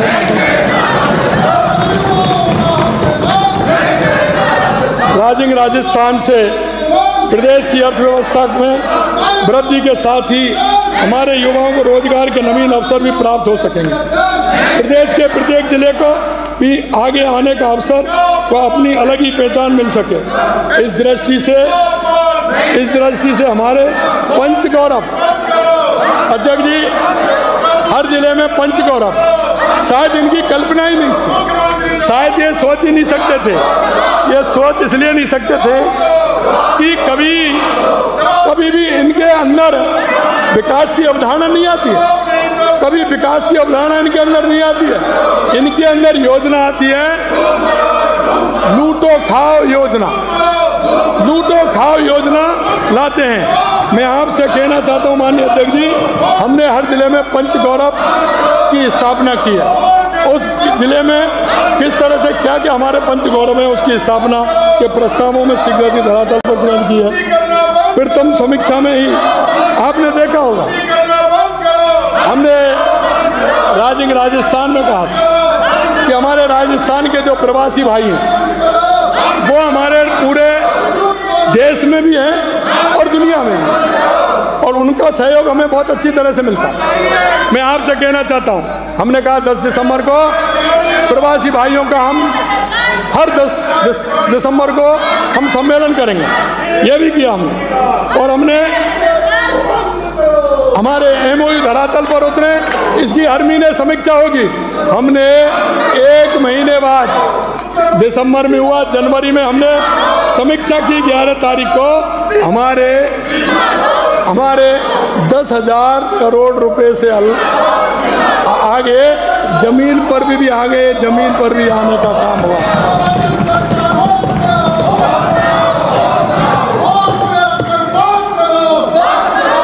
मैं एक बात कहना चाहता हूं, माननीय अध्यक्ष महोदय, विपक्ष ने जो हमारे द्वारा आयोजित विश्व स्तरीय आयोजन राजस्थान की भी आलोचना कर डाली। उन्हें यहाँ पे भारत रत्न पूर्व राष्ट्रपति APJ अब्दुल कलाम के शब्दों की याद दिलाना चाहूँगा, क्योंकि उन्होंने कहा था कि लोकतंत्र में आलोचना जरूरी है, पर आलोचना केवल विरोध करने के लिए नहीं हो तो वह देश का, आलोचना के विरोध करने के लिए हो तो वह देश का नुकसान करती है, वो देश का भला नहीं कर सकती। विपक्ष की इस आलोचना से विपक्ष की मंशा झलकती है कि आप राजस्थान के विकास से भी खुश नहीं हैं। विपक्ष का रवैया खिसियानी बिल्ली नोचने जैसा है, खिसियानी बिल्ली नोचने जैसा है। विपक्ष का रवैया खिसियानी बिल्ली नोचने जैसा है, कुछ होता नहीं है। खिसियानी बिल्ली क्या करेगी? खम्भों को नोचेगी। ये खम्भों को नोचने का काम कर रहे हैं। मैं आपसे कहना चाहता हूँ, प्रतिपक्ष के माननीय सदस्यों द्वारा अभी 2 घंटे लगेंगे, चिंता मत करिए, आराम से रहिए। हाँ, किसानों दिन भर काम, मैं तो दिन भर काम करने वाला हूँ, किसान हूँ, चिंता मत करिए। 2 घंटा चलेगा, 2 घंटा चलेगा, आराम से करूँगा। माननीय अध्यक्ष जी, माननीय अध्यक्ष, प्रतिपक्ष के माननीय सदस्यों द्वारा पंचायत राज संस्थाओं को राज्य वित्त आयोग के अंतर्गत 2024-25 में 3,800 करोड़ रुपए, 2023-24 में 1,400 करोड़ रुपए रोके जाने बाबत मनगढ़ंत बात कही गई है। इस संबंध में सदन को अवगत कराना चाहूँगा कि माननीय सदस्य सदन को गुमराह कर रहे हैं, सदन में झूठ बोल रहे हैं। इनकी सरकार के कार्यकाल की वास्तविकता से मैं सदन को अवगत कराना चाहूँगा कि गत कांग्रेस सरकार राज्य वित्त आयोग की राशि 2180 करोड़ की देनदारियां हम पर छोड़ के गए थे। 2180 करोड़ की देनदारियां हम पर छोड़ कर गए थे। हमने उक्त देनदारी 2180 करोड़ रुपए सहित 4,000 करोड़ रुपए से अधिक का भुगतान हमारी सरकार के आने के बाद पंचायत राज संस्थाओं को जारी किया गया।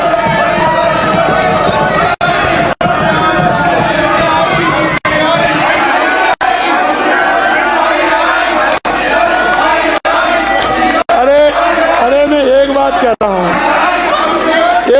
रहा हूँ, आप ये तो, अरे प्रतिपक्ष के नेता, एक बात तो सुन लो।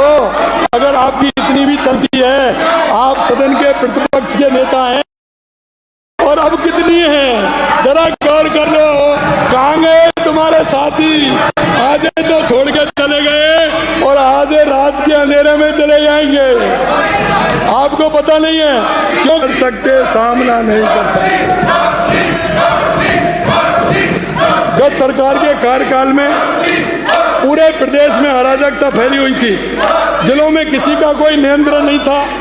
फलस्वरूप आपका हर एमएलए एक नेता अपने क्षेत्र का सीएम बना बैठा था। हर जगह भ्रष्टाचार, अराजकता, गुंडाराज फैला हुआ था।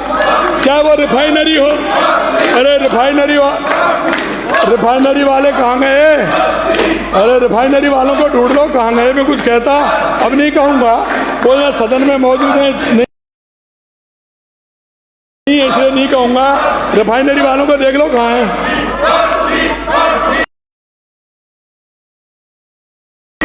निर्माण कार्यों में ठेके और जनहित योजनाओं में क्रियान्विति को हर जगह तथाकथित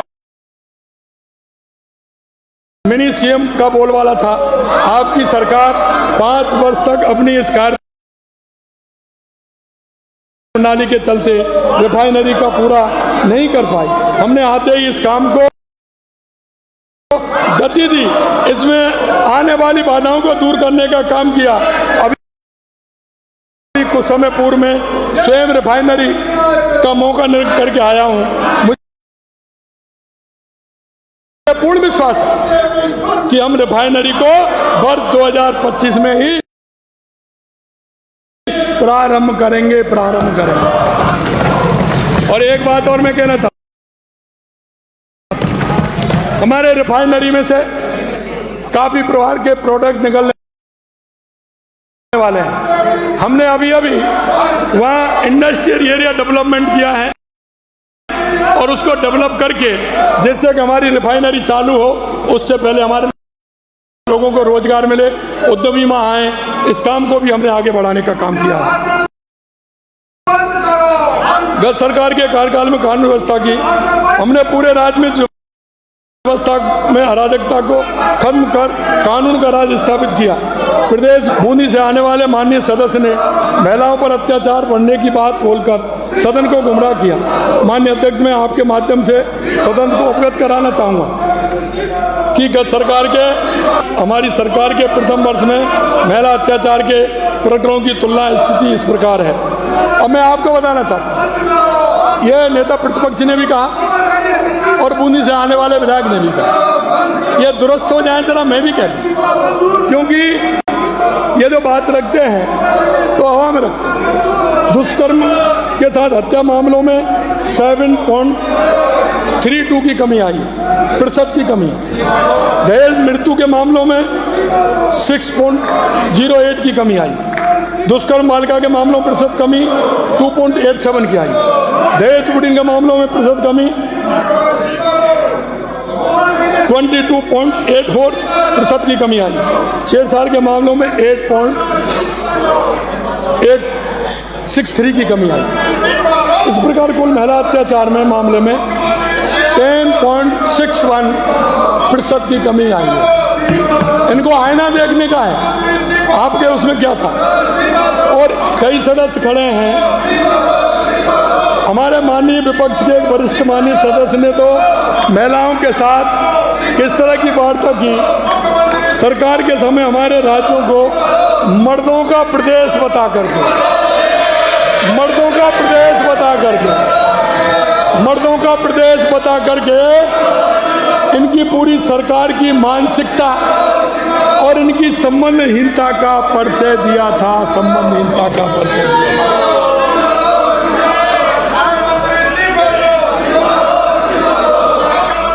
इन्होंने कहा, क्योंकि मैं जवाब इनको एक एक बात का देना चाहता हूँ, पूरा जवाब देके जाऊंगा, पूरा जवाब दूंगा। महात्मा गांधी अंग्रेजी माध्यम विद्यालय योजना, अंग्रेजी माध्यम के उच्च माध्यमिक विद्यालय विगत कांग्रेस सरकार द्वारा राष्ट्रपिता महात्मा गांधी के नाम से अंग्रेजी माध्यम के उच्च माध्यमिक विद्यालय खोलने के नाम पर विद्यार्थियों के साथ धोखा देने का काम किया। इन विद्यालयों में ना तो अंग्रेजी माध्यम के शिक्षक पदस्थापित किए गए और ना ही विद्यालयों में मूलभूत संरचना का निर्माण किया गया। माननीय अध्यक्ष महोदय, मैं कहना चाहता हूँ, अगर ऐसी कोई योजना खोलनी हो जिसमें काम नहीं करना हो, ऐसी कोई योजना खोलना हो जिसमें काम नहीं करना हो, वो योजना जिसमें काम नहीं करना हो वो महात्मा गांधी के नाम से आती है। जिसमें काम नहीं करना हो महात्मा गांधी के नाम से आती है। अगर थोड़ा बहुत करना पड़े तो वो एक परिवार के नाम से आती है। इनकी मानसिकता का देखिए, इनकी मानसिकता किस तरह की है।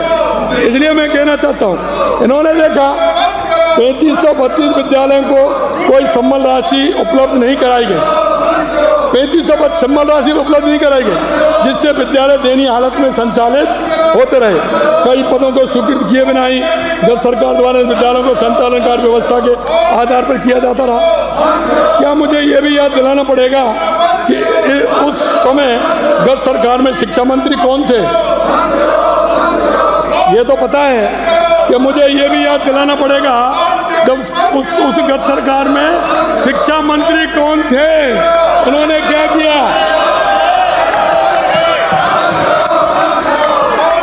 मैं इनकी इस संबंध में भी चिंता दूर किए देता हूं कि हमारी सरकार सभी आवश्यक संसाधन उपलब्ध कराते हुए बच्चों के भविष्य के निर्माण की दृष्टि से हिंदी तथा साथ ही अंग्रेजी माध्यम में शिक्षण सुविधाएं उपलब्ध कराएगी। हमारी सरकार अंग्रेजी और हिंदी दोनों में व्यवस्था करेगी, ये मैं आपको बताना चाहता हूँ। माननीय अध्यक्ष जी, विद्या संबल योजना के संबंध में भी माननीय सदन में भ्रम फैलाने का हमारे विपक्ष के साथियों ने पूर्ण प्रयास किया। अध्यक्ष महोदय, मैं ये नहीं समझ पाया कि इनमें जानकारी का अभाव है या जानकारी झूठ बोलकर भ्रम फैलाने की कोशिश कर रहे हैं। उन्होंने कहा कि हमने गेस्ट फैकल्टी हटा दी जिससे महाविद्यालयों में शिक्षा पर दुष्प्रभाव पड़ा, जबकि वस्तुस्थिति इसके एकदम भिन्न है। क्योंकि जब भी चुनाव आते इनको हमेशा झूठ और लूट, इन्होंने 70 साल में इस देश को लूटने का काम किया। साल में भ्रष्टाचार और तुष्टीकरण के आधार पर जाति पाति में बांटकर काम किया, जाति पाति में बांटने का काम किया। इसलिए मैं कहना चाहता हूँ माननीय अध्यक्ष जी कि सच तो यह है कि वर्तमान सत्र 24-25 में 2783 गैस फैकल्टियों को महाविद्यालय में अध्यापन हेतु लगाया गया है, जबकि इनके समय वर्ष 2023-24 में विद्या संबल योजना के अंदर मात्र 1571 थे। अब आप भी देख लीजिए कितना अंतर आया, इसमें कितना अंतर आया। हमारी सरकार नई शिक्षा नीति के उद्देश्यों के अनुसार शिक्षा के क्षेत्र में संचालित नीतियों और निर्णयों में आवश्यक सुधार कर उनको प्रभावी रूप से लागू करें। माननीय अध्यक्ष जी, मैं एक और निवेदन करना चाहता हूँ। जहाँ तक अवैध बजरी खनन का मामला है, ये भी आपके ध्यान में आया होगा। बजरी खनन, और जब मैं बजरी खनन का नाम लेता हूँ, बजरी खनन का नाम लेता हूँ तो मेरे विपक्ष के नेताओं के मन में सांप दौड़ने लग जाते हैं। सांप जब खनन का नाम आता है, अरे भाई ऐसा क्या हो जाता है? ये राजस्थान की जनता को हिसाब तो देना पड़ेगा, हिसाब तो देना पड़ेगा, एक एक पाई का देना पड़ेगा।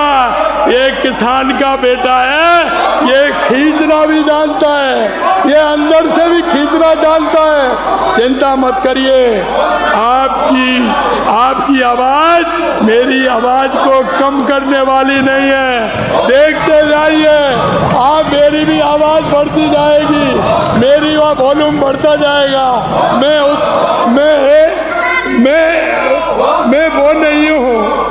वो नहीं हूँ पहचानने में गलती कर रहे हो, मैं वो नहीं हूँ जो तुम जान रहे हो। मैंने कहा मैं ब्याज सहित देने वाले में हूँ। आप ये गलतफहमी भी निकल जाएगी कि मुख्यमंत्री कैसा है, आपको ये भी मालूम पड़ जाएगा। मैं इसीलिए इन विषयों पर आ रहा हूँ, और जितनी आप आवाज़ करोगे उससे ज़्यादा आवाज़ मेरी, ये उसकी मर्जी है। आपको बैलून बढ़ाने में बार बार टोटासाजी यूँ कर रहे हैं और मेरे लोग मेरे से यूँ कर रहे हैं, ये अंतर है। मेरे लोग टोटासाजी यूँ कर रहे हैं और मेरे लोग मेरे से यूँ कर रहे हैं। और ये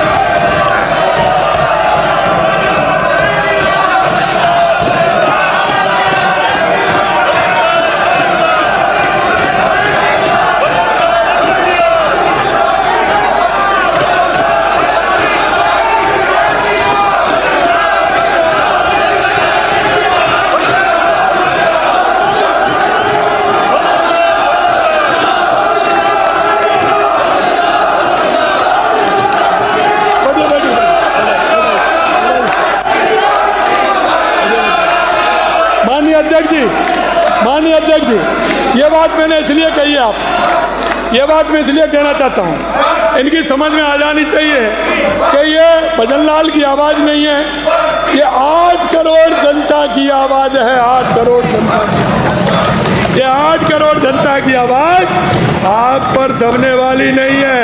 आप जितने जोर से सब बोलेंगे, शायद ईश्वर मेरे को इतनी ताकत देगा और आपके सुर से मेरा ज़्यादा ही रहेगा, कम रहने वाला नहीं है, कम रहने वाला। माननीय अध्यक्ष जी, मैं बजरी खनन की बात कर रहा था। जहाँ तक अवैध बजरी खनन का मामला है, यह समस्या आपकी ही पैदा की हुई है। खनन बजरी के 100 हेक्टेयर तक के खनन पट्टे आवंटित करने का फैसला अभी की सरकार के तत्कालीन मंत्री महोदय ने 6 महीने लटकाए रखा, 6 महीने लटकाए रखा, और उसके विरोध में एक विधायक ने तख्ती बांध के आए थे, तख्ती बांध के आए थे। अरे जब क्यों नहीं बोले, क्यों नहीं कहा? मैं इस कारण से बजरी के अवैध खनन को बढ़ावा मिला। माननीय अध्यक्ष महोदय, सरकार ने इस समस्या को प्राथमिकता पर लिया। हमारी सरकार द्वारा नई एमसेंड नीति लाकर नदियों को बजरी पर निर्भरता में कमी लाई जा रही है। हमारी बजरी के अवैध खनन, निर्माण, भंडारण की रोकथाम हेतु कार्रवाई कर इस वित्तीय वर्ष 2024-25 में कुल, अरे बंद मत हो भाई, चलते रहो, बंद क्यों हो रहे हो, बंद मत हो। वित्तीय वर्ष 24-25 में कुल 3622 प्रकरण दर्ज किए। इनके अंतर्गत 2763 वाहन व मशीनरी जब्त की गई तथा 437 प्रकरणों में FIR संबंधित थानों में दर्ज कराई गई। 23.82 करोड़ रुपए बतौर राशि वसूल की गई। 23.82 करोड़ रुपए राशि भी वसूल की गई। मान्य सदस्यों को जानकर प्रसन्नता होगी कि हमारे प्रयासों के फलस्वरूप आज मेजर मिनरल के 48 ब्लॉक, माइनर मिनरल के 660 ब्लॉक तथा बजरी के 101 ब्लॉक की नीलामी के साथ आज राजस्थान हमारा प्रदेश संपूर्ण देश में अग्रणी राजस्थान है। पहले नंबर पर राजस्थान है। खनिज क्षेत्र में प्राप्त राजस्थान में 23% की वृद्धि हुई है। 23% की वृद्धि हुई है। मैं एक बात और कहना चाहता हूँ माननीय अध्यक्ष जी, मैं एक बात और कहना चाहता हूँ।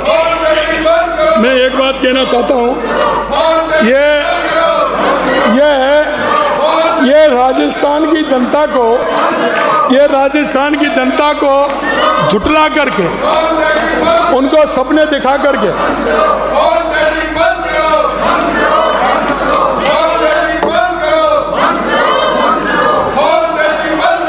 माननीय अध्यक्ष जी, मैं एक बात कहना, कुछ विपक्षी सदस्यों द्वारा जिले एवं संभाग के पुनर्गठन के विषय में सदन की कार्रवाई में व्यवधान डाला। उन्होंने जनता के सामने अपने अंतिम वर्ष में झुंझुने के रूप में बिना गुण अवगुण के आधार पर जल्दबाजी में नए जिले एवं संभाग बनाए। मैं विपक्षी सदस्यों से पूछना चाहूँगा कि 3 जिले तो आपकी मूल रिपोर्ट में भी नहीं थे। लास्ट के 3 देखे ना, ये तो उनकी मूल रिपोर्ट में ही नहीं थे, लेकिन फिर भी बना दिया। फिर भी आपने आचार संहिता लगने से ठीक पहले चुनावी राजनीति के तहत की तो इनकी घोषणा की। आपने गुटबाजी और चहेतों को खुश करने के लिए गांव को नगरपालिका और नगरपालिका को रातों रात जिला बना दिया। यदि आपने बगरू से आने वाले माननीय सदस्य की बातें ध्यान से सुनी होती तो आपको ये मुद्दा उठाने की जरूरत नहीं पड़ती।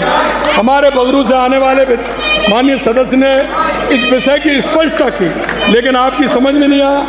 माननीय सदस्यों को याद होगा कि वर्ष 1956 में प्रदेश में 26 जिले होते थे। माननीय अध्यक्ष जी, मैं आपको कहना चाहता हूं और इनको आईना भी दिखाना चाहता हूं, और इसको राजस्थान की 8 करोड़ जनता भी देख रही है। मैं आईना दिखाना चाहता हूं। 26 जिले होते थे 67 वर्षों में बाकी जिले हमने का काम 67 साल में 1 जिला कांग्रेस ने बनाया, बाकी जिले हमने बनाने का काम किया। मैं आपसे इतना कहना चाहता हूं, लेकिन नए जिलों का गठन किया जिसमें से भी केवल 1 जिला आपने गठित किया। पहले 4 साल की नींद से जागते। एक बात बताऊं अध्यक्ष जी, अगर इनको जिला और संभाग बनाना था तो ये जब सरकार आई जब भी उसको बनाते, सरकार आई जब भी बना सकते थे। लेकिन इन्होंने क्या देखा, आचार संहिता लगने से थोड़े दिन पूर्व इन्होंने एक साथ 17 जिले बना दिए। 17 जिले बनाने का बोर्ड की राजनीति से प्रेरित होकर निर्णय किया। आपकी अदूरदर्शिता के चलते जहां आपने जिले बनाए वहां जनता ने आपको रास्ता बता दिया, आपको नकार दिया, दो जीते, आपको नकार दिया। जहां भी दिले बनाए जनता ने जवाब ठूस के दिया कि चलिए, ये वोट की राजनीति करते करते इतने दिन हो गए, अभी बाज नहीं आ रहे। जनता ने चुनावों में कहा बाज नहीं आए। आप कब तक जनता को बहकाओगे? माननीय अध्यक्ष महोदय, मैं सदन को अवगत कराना चाहूँगा कि हमारी सरकार ने विभिन्न पैरामीटर्स के आधार पर, रैशनैलिटी के आधार पर, ऑब्जेक्टिविटी के आधार पर परीक्षण कर जिला संभागों का पुनर्गठन किया गया। हमने जिन नॉर्म्स के आधार पर निर्णय लिया उसमें माननीय सदस्यों को मैं अवगत कराना चाहता हूँ, क्योंकि हम नियम बना के काम करते हैं, हम ऐसे ही काम थोड़ी करते हैं। हम राजस्थान की जनता का हित देखते हैं, जिले का हित देखते हैं, आपकी तरह नहीं। इनको तो ये कह दो कि इनको अगर जनता ये कह दे कि हमको चंद्रमा पर प्लॉट चाहिए, हम आपको वोट दे देंगे। माननीय अध्यक्ष जी, मैं आपके माध्यम से कहना चाहता हूँ, ये उनको ये भी स्तुत कर देंगे कि हाँ, हम हमारी ये भी हाँ कर देंगे, हम चंद्रमा पर आपको प्लॉट दे देंगे। कांग्रेस इसमें भी नहीं चूकेगी, कांग्रेस इसमें भी नहीं चूकेगी कि चंद्रमा पर प्लॉट देने की भी हाँ कर देंगे। हमने जनसंख्या मरु क्षेत्र के लिए 6 लाख, जनजाति क्षेत्र के लिए 4 लाख, अन्य क्षेत्रों के लिए 9.5 लाख, क्षेत्रफल राष्ट्रीय औसत 4242 स्क्वायर किलोमीटर अथवा जनसंख्या घनत्व एनसीआर जैसी विशेष परिस्थिति। तहसीलों की संख्या मरु क्षेत्र के लिए 4, जनजाति क्षेत्र के लिए 4, अन्य क्षेत्रों के लिए 6। अरे इन्होंने कुछ बनाया क्या? एक विधानसभा, एक पंचायत को जिला बना दिया माननीय अध्यक्ष जी। अरे ये क्या स्थिति है? कोई पोपाबाई का राज है क्या? आप कहेंगे वही हो जाएगा, ऐसा नहीं चलेगा। ये राजस्थान की जनता सब जानती है, राज चलेगा तो कानून से चलेगा, नियम से चलेगा। यदि गत सरकार ने भी तार्किक नॉर्म्स के आधार पर निर्णय किया होता तो अध्यक्ष महोदय, आवश्यकता ही नहीं। अध्यक्ष महोदय, मैं प्रस्ताव करता हूं सदन का समय आज की कार्य समिति पूरी होने तक के लिए बढ़ाया जाए।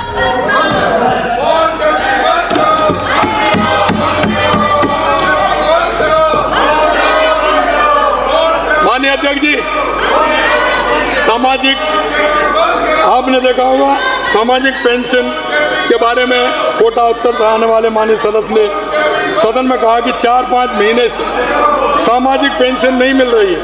माननीय सदस्य द्वारा बताए गए तथ्य पूर्णतः असत्य हैं। माननीय सदस्य शायद अपनी सरकार के कार्यकाल की बात कर रहे हैं, जहां दिसंबर 2023 से पूर्व 3-4 महीने की सामाजिक सुरक्षा पेंशन बकाया रहती थी। हमने न केवल सामाजिक सुरक्षा पेंशन को 1000 रुपये से बढ़ाकर 1150 रुपये कर दिया तथा आपकी सरकार द्वारा बकाया छोड़ी गई पेंशन का भी भुगतान किया। चर्चा में जैतारण से आने वाले मेरे साथी, इसका जवाब जैतारण से आने वाले मेरे साथी ने जवाब दिया।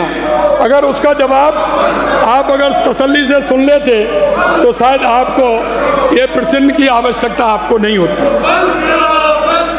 माननीय मंत्री महोदय, जो उन्होंने उत्तर दिया, अगर आपने उनकी बात ध्यान से सुनी होती, हालांकि ये बात अलग है कि आपको अपने अलावा किसी दूसरे की बात सुनने की आदत नहीं है, जो आपकी गलतफहमी उसी समय दूर हो गई होती और आप सदन का बहुमूल्य समय जाया नहीं करते।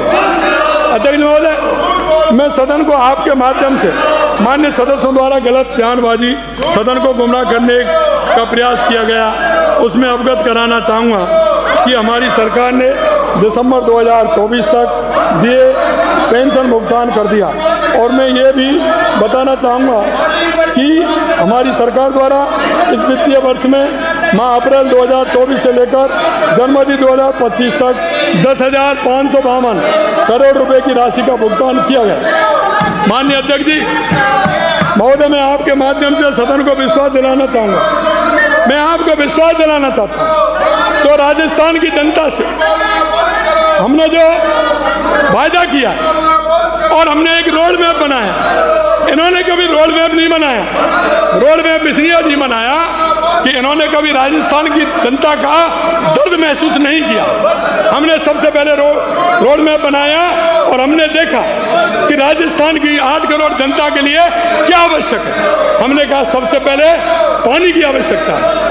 मैं माननीय अध्यक्ष महोदय, मैं आपके माध्यम से राजस्थान की 8 करोड़ जनता को कहना चाहता हूँ, हमने पहला मिशन पानी का लिया। चाहे हमारी ERCP की योजना हो, रामजल सेतु योजना हमारी, चाहे हमारी यमुना समझौता हो, या हमारा इंदिरा गांधी नहर में हनुमानगढ़ गंगानगर से लेकर के बीकानेर और बीकानेर से लेकर के नागौर, फलौदी, जैसलमेर, बाड़मेर तक की हमारी योजना हो, उसको हमने पैसा भी हमने मंजूर किया और उसमें पानी बढ़ाने का काम भी हमारी सरकार ने किया।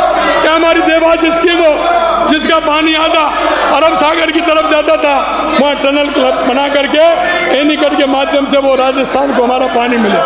चाहे हमारी माही डैम योजना हो, चाहे हमारी ब्राह्मणी की योजना हो, हमने पूरे राजस्थान को देखते हुए हमने पानी की योजना सबसे पहले बनाई। दूसरा हमारा था कि हम राजस्थान बिजली की व्यवस्था हमारी कैसे हो, हमने बिजली की व्यवस्था की। आते ही हमने 2,24,000 करोड़ रुपए का दोनों योजना में, हमने दोनों योजना में 2,24,000 करोड़ का MOU किया और उसके माध्यम से हम कह सकते हैं, और किसान से हमने वादा किया कि हम 2027 तक किसान को दिन में बिजली देंगे, उद्योग को बिजली देंगे और उपभोक्ता को बिजली देंगे। और मैं इसलिए मैं कहना चाहता हूँ माननीय अध्यक्ष महोदय कि हम राजस्थान की जनता की जो हमसे आशा और उम्मीद थी, हम 2027 तक किसान को आपूर्ति करेंगे। आपके माध्यम से मुझे भी कहना चाहता हूँ। तीसरा हमारा विषय था कि राजस्थान के युवाओं हम रोजगार दे सकते, हम राजस्थान में उद्योग कैसे स्थापित कर सकते।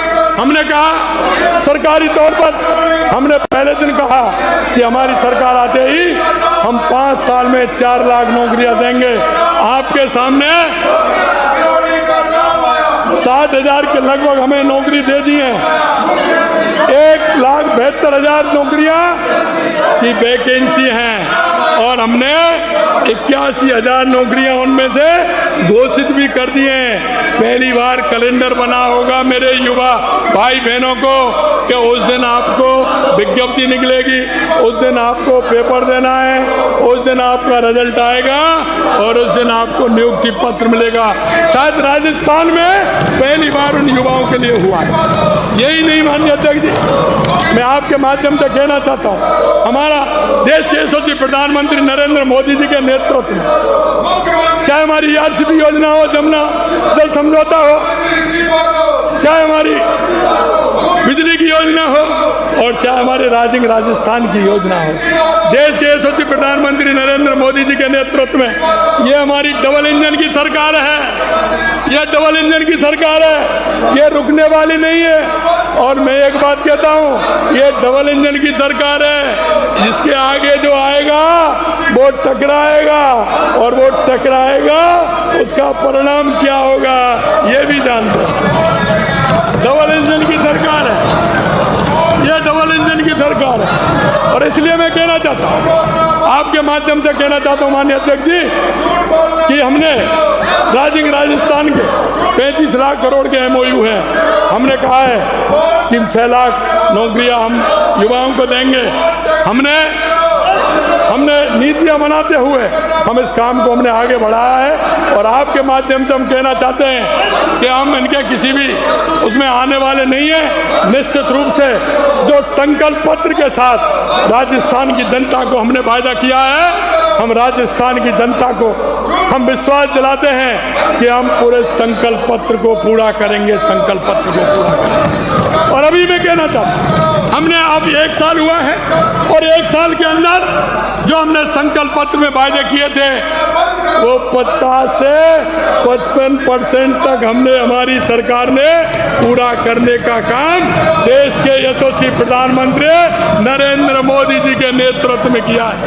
मैं आपसे यही कहना चाहता हूँ, हमारे राजस्थान की 8 करोड़ जनता देश के यशस्वी प्रधानमंत्री नरेंद्र मोदी जी के नेतृत्व में आगे हमारा राजस्थान बढ़ रहा है और जो राजस्थान की जनता को हमने कहा है, निश्चित रूप से हम उसमें आगे बढ़ेंगे। एक बात और मैं कहना चाहता हूँ, कुछ पेपर और लेके आया हूँ। वैसे तो मेरे पास बहुत कुछ है, अभी बहुत कुछ है माननीय अध्यक्ष जी, बहुत कुछ है मेरे पास, लेकिन मैं कहना चाहता हूँ कि मैं यही कह रहा था, जैसे ही जैसे आएगा मेरा वॉल्यूम बढ़ता जाएगा, और अब मेरा वॉल्यूम बढ़ता ही जा रहा है। मन तो ये कर रहा है मैं इसको पढ़ूं, मन तो कर रहा है, लेकिन आपका सारा है। मैं आपको कहना चाहता हूँ, हमें और अंतर देख लीजिए, 1 साल का है, ज़्यादा नहीं दे रहा। 2 साल बाद तो बहुत अंतर बढ़ेगा, 3 साल बाद उससे ज़्यादा बढ़ेगा, 4 साल बाद उससे ज़्यादा बढ़ेगा, लेकिन 1 साल का अंतर बता रहा हूँ। और वो अंतर सुन लीजिए, वो अंतर सुन लीजिए। सोलर पंप सेट की स्थापना आपके समय में 1200, अंतर भी देख लेना। हमारे समय में 1 साल में 33,629 बिजली उत्पादन क्षमता में 540 मेगावाट इनके समय में, हमारे में 2171 गेहूं की खरीद। ये किसान की बात करते हैं, शर्म नहीं आती किसान की बात करते समय? ये किसान की बात करते हैं। 4 लाख मेट्रिक टन गेहूं की खरीद, 4 लाख मेट्रिक टन हमने किया, 12 lakh metric ton, 12 lakh metric ton हमने 12 लाख मेट्रिक टन की है।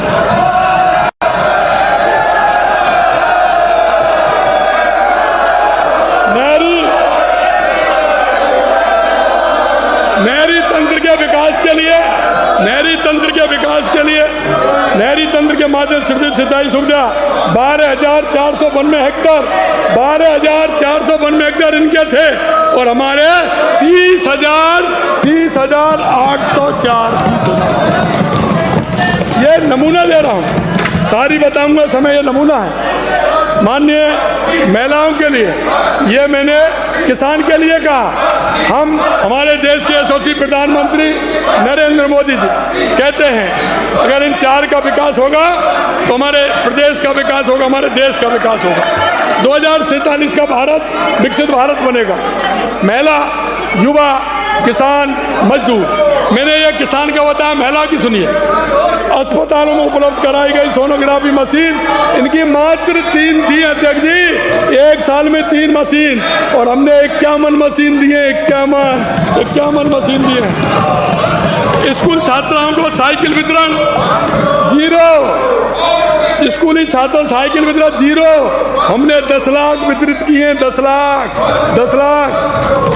गार्गी पुरस्कार से लाभान्वित बालिकाएं, इनकी थी 67,554, हमारी है 92,086। प्रधानमंत्री मातृ वंदना योजना में दी गई सहायता राशि 39 करोड़ रुपए, 39, इनकी 39 करोड़ रुपए, हमारी 188 करोड़ रुपए, 188 करोड़। युवा, जिन युवाओं की सपने इन्होंने कुचले थे, उनकी मैं कहना चाहता हूँ, राजकीय महाविद्यालयों के भवन निर्माण इन्होंने 21 किए, हमने 113 किए। विद्यार्थियों को टैबलेट वितरण 0, विद्यार्थियों को टैबलेट वितरण 0, हमने 88,800 किए थे। अनुसूचित जाति जनजाति उत्तर मैट्रिक छात्रवृत्ति से लाभान्वित 16,529, और इन्होंने किए 16,529, हमने किए 85,572। गरीब विभिन्न परियोजना में लाभ निर्माण श्रमिक 2 लाख, हमारे 4 लाख। प्रधानमंत्री आवास शहरी के लाभार्थी 7,456, हमारे हैं 86,215। प्रधानमंत्री आवास ग्रामीण के तहत नवीन स्वीकृतियां, देखिए आवास देश के सबसे प्रधानमंत्री नरेंद्र मोदी जी देते हैं, लेकिन इनकी आदत देखिए मानिए।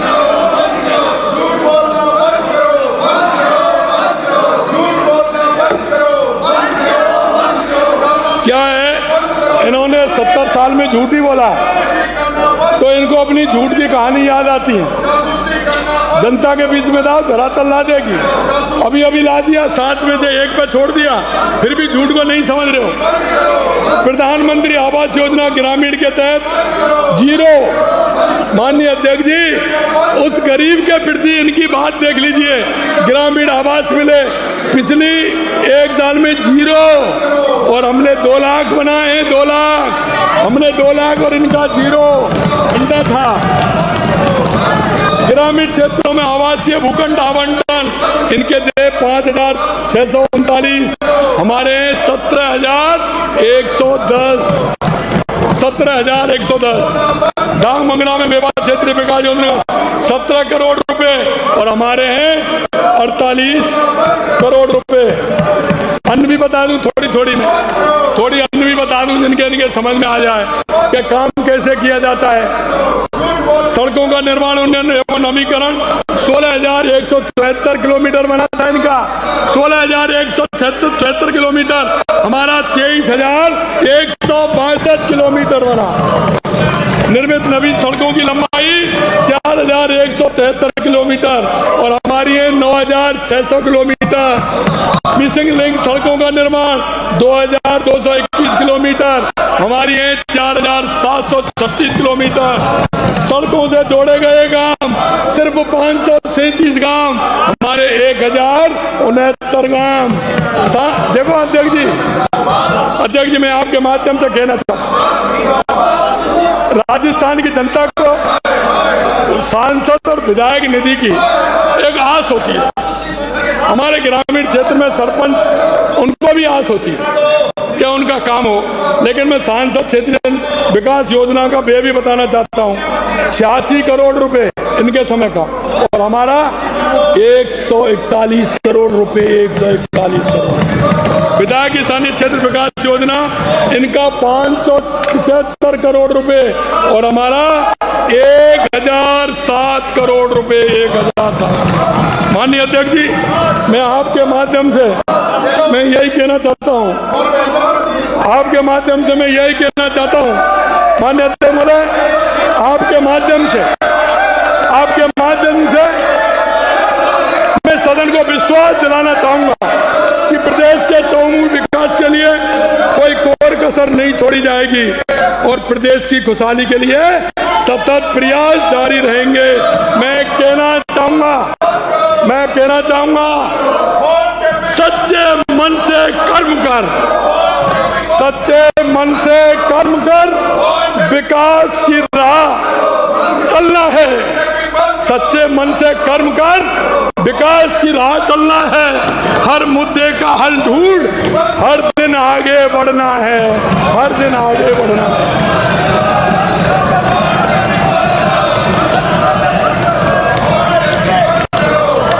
पल पल बढ़े आगे प्रदेश हमारा, पल पल आगे बढ़े प्रदेश हमारा। हमें ना रुकना ना थकना है, हमें ना रुकना थकना है। मैं इतना ही कहना चाहता हूँ, कितना भी कोशिश करें, ये आवाज बढ़ती जाएगी और भी बढ़ती जाएगी। मैं माननीय अंत में एक बात कहना चाहता हूँ कि ये इस कांग्रेस ने बाबा साहब के साथ कैसा काम किया, बाबा साहब के साथ कैसा काम किया। मैं इतना ही कहना चाहता हूँ, आज मुझे निश्चित रूप से मुझे बड़ी पीड़ा है कि मेरा वो भाई